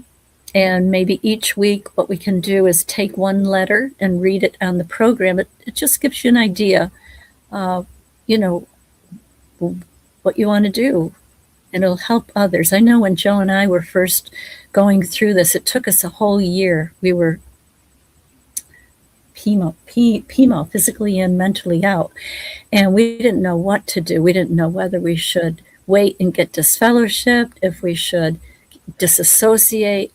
So finally, it was about, actually it's coming up, January, I think it's 12th or somewhere around, January 12th, it's coming up. In 2023, we had called some friends and told them we're no longer going to the Kingdom Hall. And they said, oh, well, we can't, have any association with you. Everybody said something different. And I think we called about 3 or 4 different people. And we said, and besides that, our children were already shunning us. We said, well, what's the use? Right. We are going to come out. We want to go public. And so we decided at that point, that was our cue to disassociate. And we did. And right after that, we went on the radio, a local radio station. We were interviewed by Wendy Renee. We put our phone number out because we said after being in that organization for 36 years and giving them our children, giving them our lives, that we have to help. And this is the way that we said we are going to help until we can't do it anymore. So that's why we put our phone number out and we got started, and it just kind of blossomed from there. But however you want to do it, but this is just an idea so that others can see, because you really don't know sometimes when you're in that situation. I know Jiva said she's going through that now. Yes, I am. Some people just want to fade. Go ahead, Jiva. Yeah, I like you were saying, the congregation that I'm in, the letter is not gonna, I don't know if they're gonna get the letter. I just have to, they're already missing me from meetings. Like right now I'm supposed to be at meetings. So This is kind of a meeting. This year, yeah. Let's just say I switch meetings. Let's just say I switch meetings. Yeah. So I You're skipping class. I've been backing back slowly. And since I've been, very hands-on in the congregation, they're missing me. A lot of are well, we don't see you, and what happened, and we don't hear those good comments, what have you. They just don't know the thrill is gone. The thrill is gone, and Yes, yes, and it's just that I can't fake it anymore. So yeah. I just don't show up. So I have what do you I'm with call? I right now I like I told you, Fran, I have some trips coming up that I need to do. So it's gonna make it easy for me not to show up Yep, because they know that I'm traveling, and then right. slowly but surely they just not gonna see me. That's right. Well, you're going to do it the way that you know best for Yeah, you.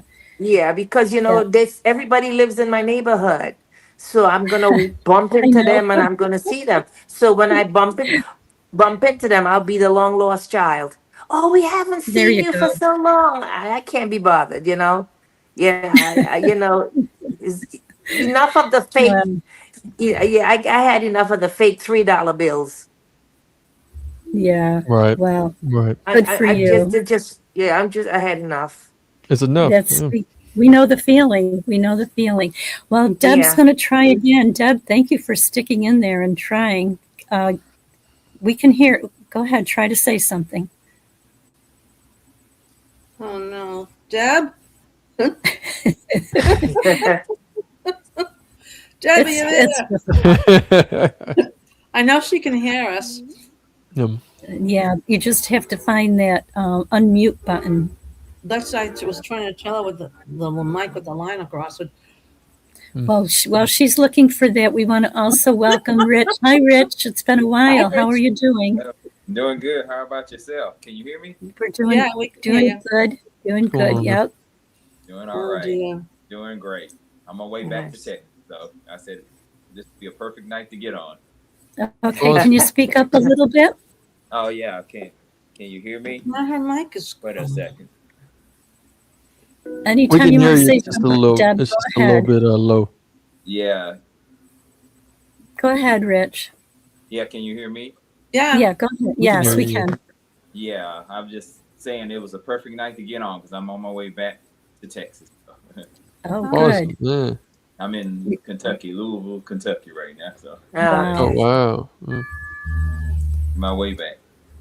That's good. So, were you there? Were you in Texas for the holidays? No, I wasn't there for the holidays, but I'm going back there now. I'm on my way back home. You know, Oh, you're going there now. I'm going there now. So yeah, Okay. I'm taking a slow road trip back. So Ah, Right. nice. Yeah. Nice.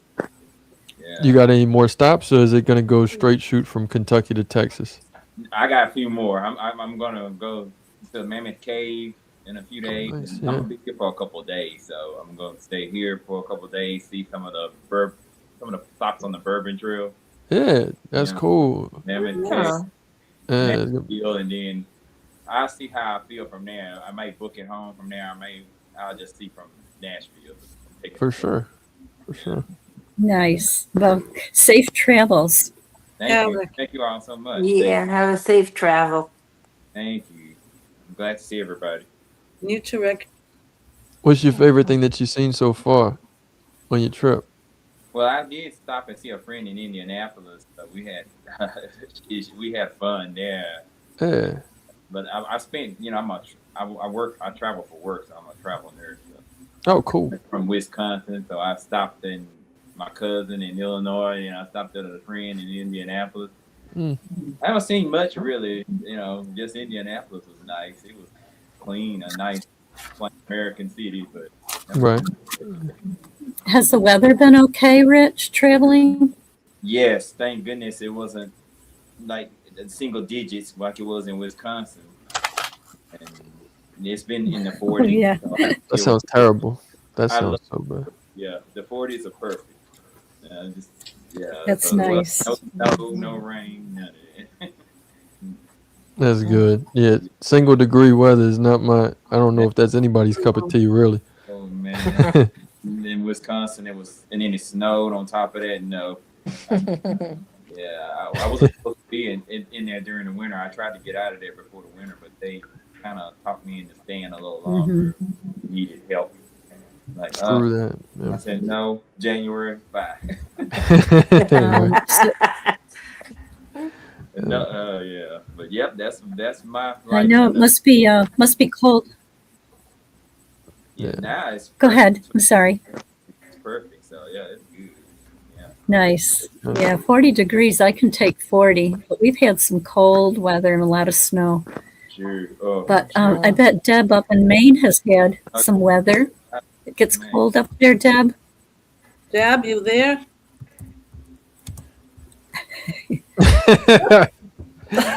Yeah, she's here with us, but we just can't hear her. But we appreciate her trying.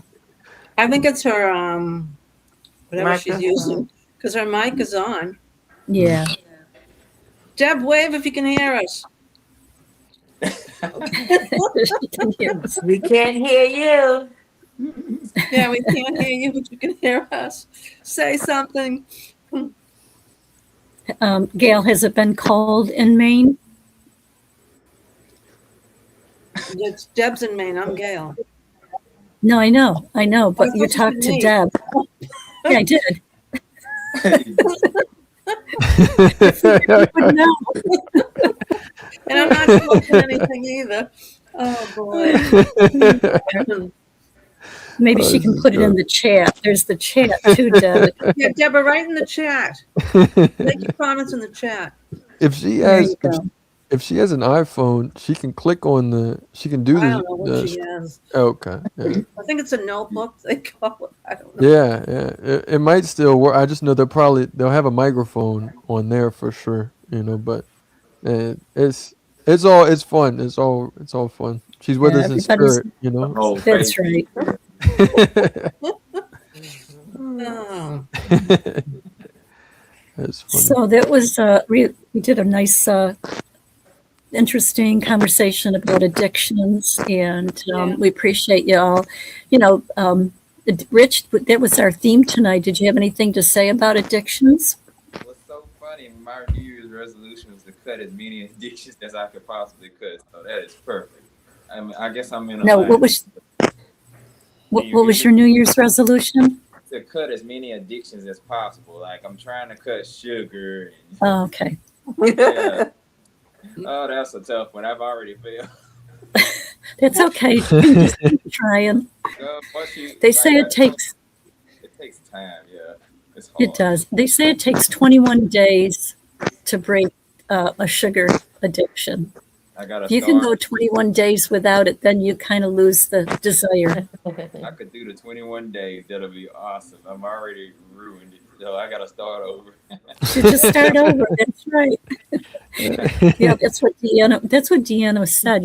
Any kind of addiction, don't beat yourself up. Yeah. Look, let's say you did it for 3 days. Well, that's 3 days more than you did before. Let's say you go a whole week and then you have a piece of cake or something. That's okay. Go back at it. Can you hear me? Yay!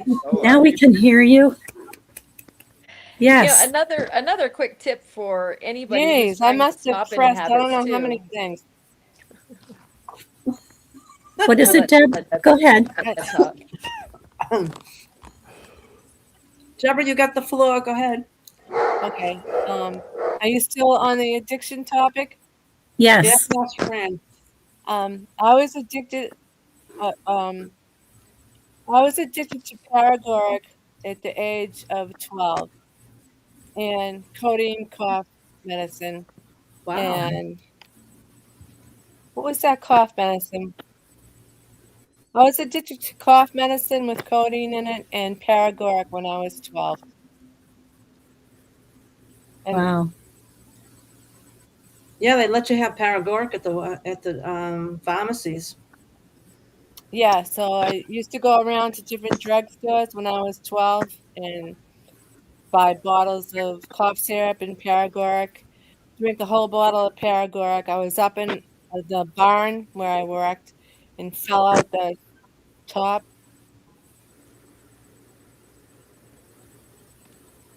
Which my mother is the one that got me hooked on that. Wow. Huh. So what happened? How did you get off of it? I fell out the top of a barn. Oh, almost you landed fell. on the hay. Wow. picked. Yeah. That was right beside me. So the guy that worked at the barn grabbed me by the neck and said, "What the hell are you doing?" And I said, "Oh, I just fell asleep." And then I thought maybe I shouldn't do that anymore. I stopped. Wow. It scared you.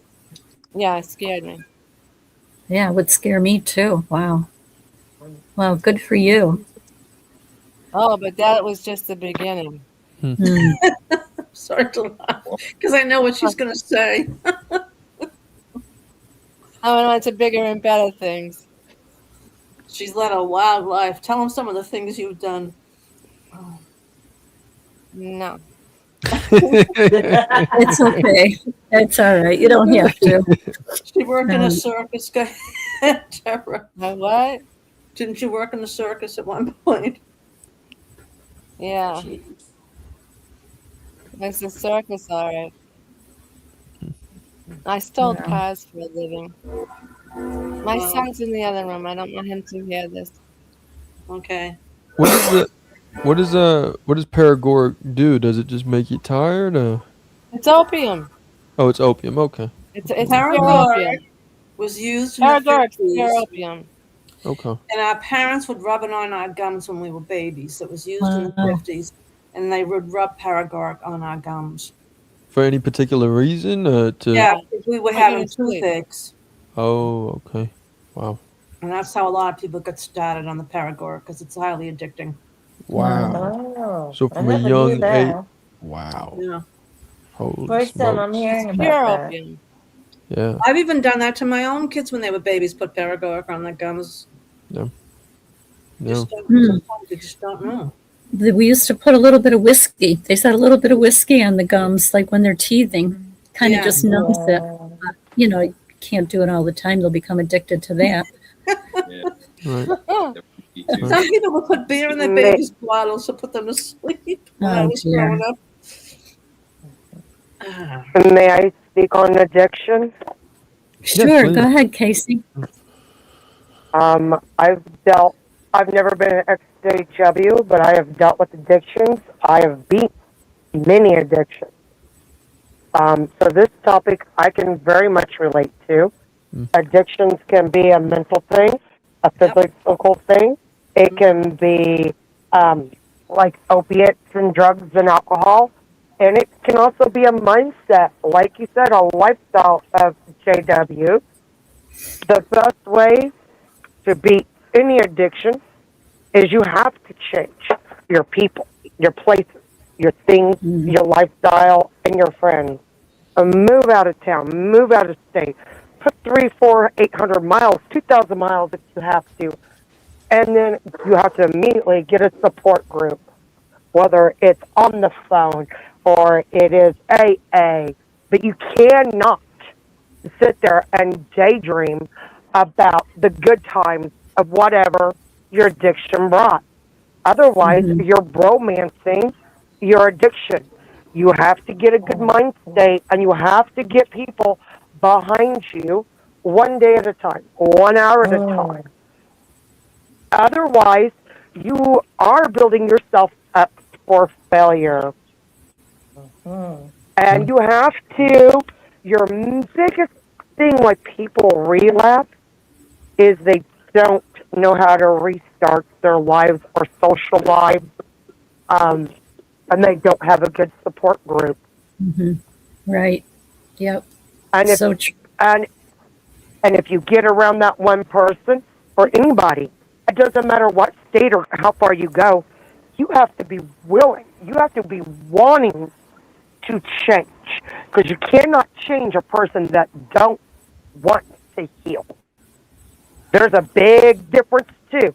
The government says, "Oh, you're addicted to all this.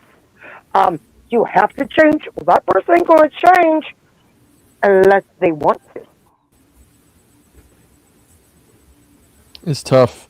It affects so many. Feels like it affects everybody damn near. You know. And I was never an SJW, but I've heard stories and I've been around the group. I don't understand how people let other people control people like that, because I am a strong-willed woman. And I had a great teacher, Vinny. And not only, he was my best friend. If I had an issue, he'd spend hours and days with me. And he's helped me heal from losing other family members to addiction and all kinds of things. Yeah. And I couldn't imagine, because I just asked somebody in the chat, let me find it. May I ask a question? Why do people feel like they need validation to do what's best or correct for them from bad people? I can't understand that in the religious living ways, but I put it in a concept that I can relate to as addiction. I can understand it. And it's really sad that these people use a religion and shame to control them if they don't know no different. And people are evil. They will zone in on what's their weakness and use it against them. And that is the most horriblest thing anybody could do for anybody that's trying to better their lives. I completely agree. 100%. Yes. Yeah. They use, Jehovah's Witnesses use shame and fear a lot. Mhm. And starting as a child. And they have this Yeah, they concept of, humiliate you. That's pure evil. it is, it truly is. They have this concept of Armageddon. They're going to get destroyed at Armageddon if they if they displease Jehovah. And anybody that's leaving, you really have to do all your research. You have to go deep. If you still fear Armageddon, if you are afraid during a thunderstorm, we've had people tell us this that have been out 30, 40 years. And, they're afraid of Armageddon. And you really have to do your research and find out what Armageddon is and who Jehovah is, who this, supposedly loving God is, but is willing to destroy people and have families shun each other and split up families. You really, really have to do your own research until you come to, until you're comfortable with the decision you make and what you're doing going forward. It's very deep. That is so true, Fran. That is, because so many of us are suffering from PTSD, post-traumatic stress disorder from this thing that, we really have to continue to do our research, and that kind of, every time we find out something new and a new truth, and, from the lies that we've been told, that's part of the healing process also. Yes. Yeah, it is. You're just basically waking up to all of this, Jiva. Yeah, to me, I just felt like I've been scammed, and I'm tired of being scammed. Yeah. I hear that. You and me both. I hear that. Okay. Now, Deb, were you a Jehovah's Witness? No, but I studied for a long time. You studied for a long time. Yeah, off and on. The thing I didn't like most was the fact that they wanted you to disown your family. No. And I thought that was kind of odd. Yeah, Plus, it is. I got ridiculed for my earrings, the way I dressed. I was afraid to go. I went to the Kingdom Hall with a trench coat on. No. Columbo. No. I studied with them, but I never Oh, that's good. baptized. Because I just That's never good. felt in my heart that was the right thing to do. Yeah. Well, And good for you. saying having to shun your family is kind of odd. That's that's giving them a little bit of grace. I think it's just Yeah. downright. I don't want to say any type of evil, but it is. It's pretty. They're Now, wanting to Gail it's there, my manipulative. sister, she was very, very, very, very, very strict with her beliefs. And she stood by them. She stood by them, and she was strong.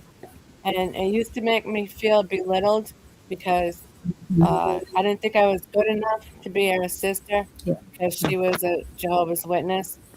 So that used to get me mad. And I didn't think that was loving. So to No, me, it God isn't. is love. And You know, that's yeah, a loving I practice. I agree, Deb, because You're not like my that husband anymore, and Gail. You've changed a lot. What, Deb? May I that's ask good. one You've question? completely changed since you stopped. Thank you. That's I'm glad. Now you are loving. Thank May you. I Can ask one can I make question? a comment about this whole thing? When we were growing up in the 50s, they used the fear of God, and they would tell us if you're bad, you're going to go to hell.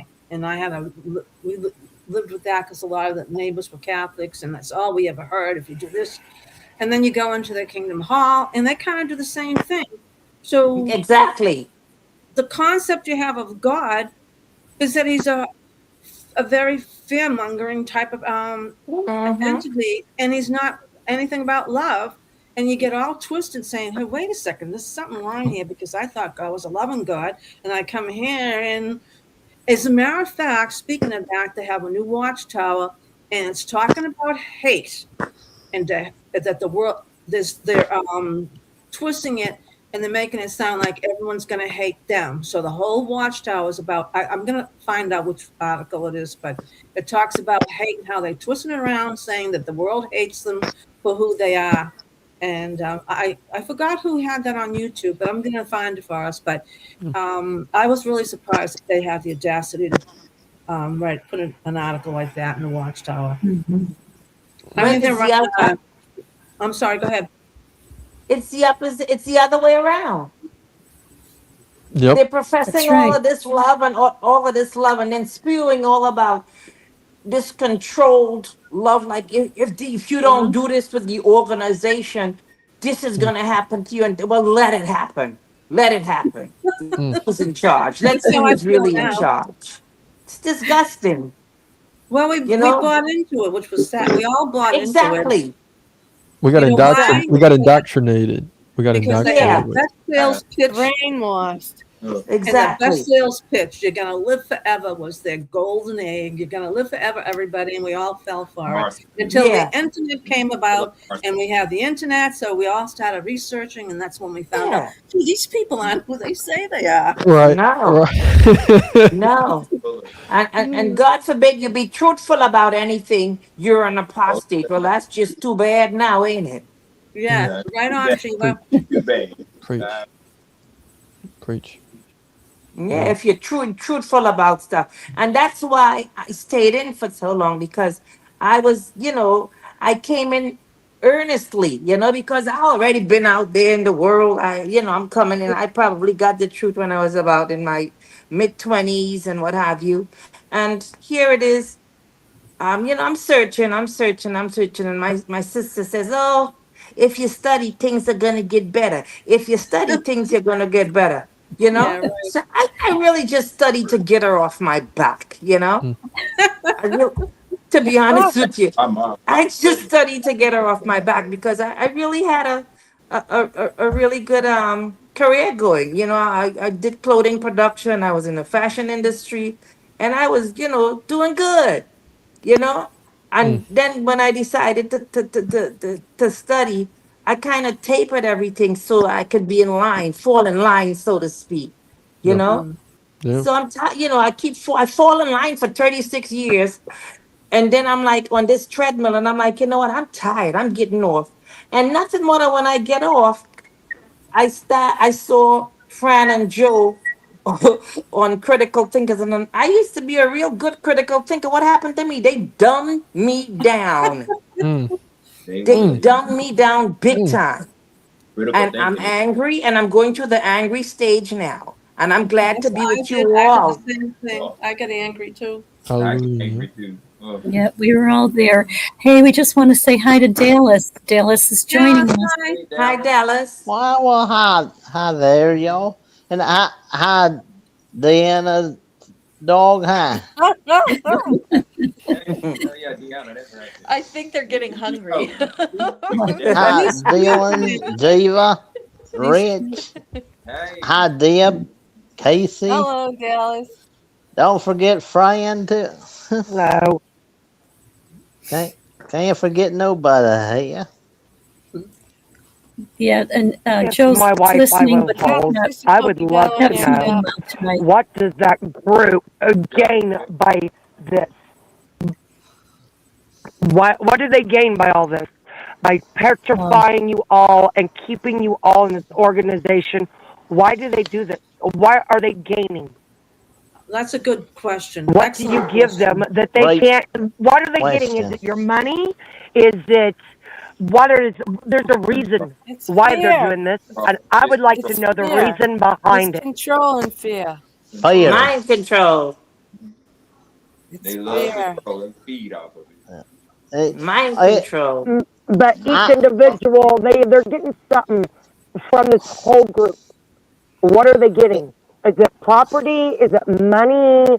Or what are they gaining by doing this to people? Can I All of answer the that? above. A predator With the above. gains a physical pleasure. What are they gaining by doing this to millions of people? I'll Maybe tell each you one of why. you, go ahead, Gail, and then maybe each one of you can mention it, I'll and then tell we're you. going to I'll wrap tell it you up. why I went in the 70s, and I'll tell you why. Because I believed in my heart, because I was always a Christian. My dad brought me going to Sunday school all the time. I honestly believed that that's where God wanted me to go until I found out the true story later on in life. But at the beginning, that's exactly why I went there, because I thought I didn't go there for the people. I went there because I thought that's where God wanted me to go. And it wasn't until the 80s or the 90s when the internet hit and all this information against them was coming out. But I left. I didn't leave God. I left an organization. God's very much in my life, but I left a horrible occult. I didn't leave God, but I went there thinking that was where I was supposed to go. But that's why I went. Thank you, Gail. Who else would like to say? But the elders that push this, they're gaining something from it. Otherwise, they wouldn't keep doing this. What are the elders gaining from all this evil? What are the elders gaining? I must say something though. I'm sorry. Go ahead. I'm gonna have to. I want to just say good night to everybody. Oh, good night. Thank you. Good night. Thank you. Good night. I enjoyed your comments. Thank you. Yep. Thank Good you night. for joining. Thank you for Good helping night. me. Thank you. Yeah, if anybody else wants to say something, and then we're going to wrap it up. I think Jiva was going to talk. Yeah, I was just gonna say quickly that since I came in, since I became witness and I had my first run-in at the very beginning with the elders, I never trusted them, so I never said anything to them, and I always kept them out of my business. Yeah. And I never trusted them because I seen them have everybody run to them like the Catholic Church in confessing to the priest. They're no different. And then after they turn around and throw them under the bus. So I never trusted them anyway. So be it. Don't blame you there, right there. It's even worse. And that whole cult, it is absolute fraud. Yes. I agree, Dallas. Totally agree. Yep. It's BS. I had enough. It broke my whole family up. I mean, yeah, that's what it does. 15 brothers and sisters that he doesn't even talk to that much. He talks to them, but he doesn't. He could have a closer relationship with 15. And my mother just doesn't get along with her family, so it doesn't phase her. It actually kind of brought him into it. Just ruined the whole family. Yep. The people that are still in, they like you're talking about, Rich, with your mother. They like that. They want that control. So, all the power to them. The ones that don't want to be, and they're loving and they want freedom, they want to do critical thinking, those are the ones that are leaving. And we appreciate everyone coming on tonight. We appreciate Jiva coming on for her first time, Deanna, Bye, and Jiva. Dylan, Casey, Gail, Deb, Rick, Rich, and Heather. And if I left anybody out, I know Annie was trying to get back on, but she was having issues tonight.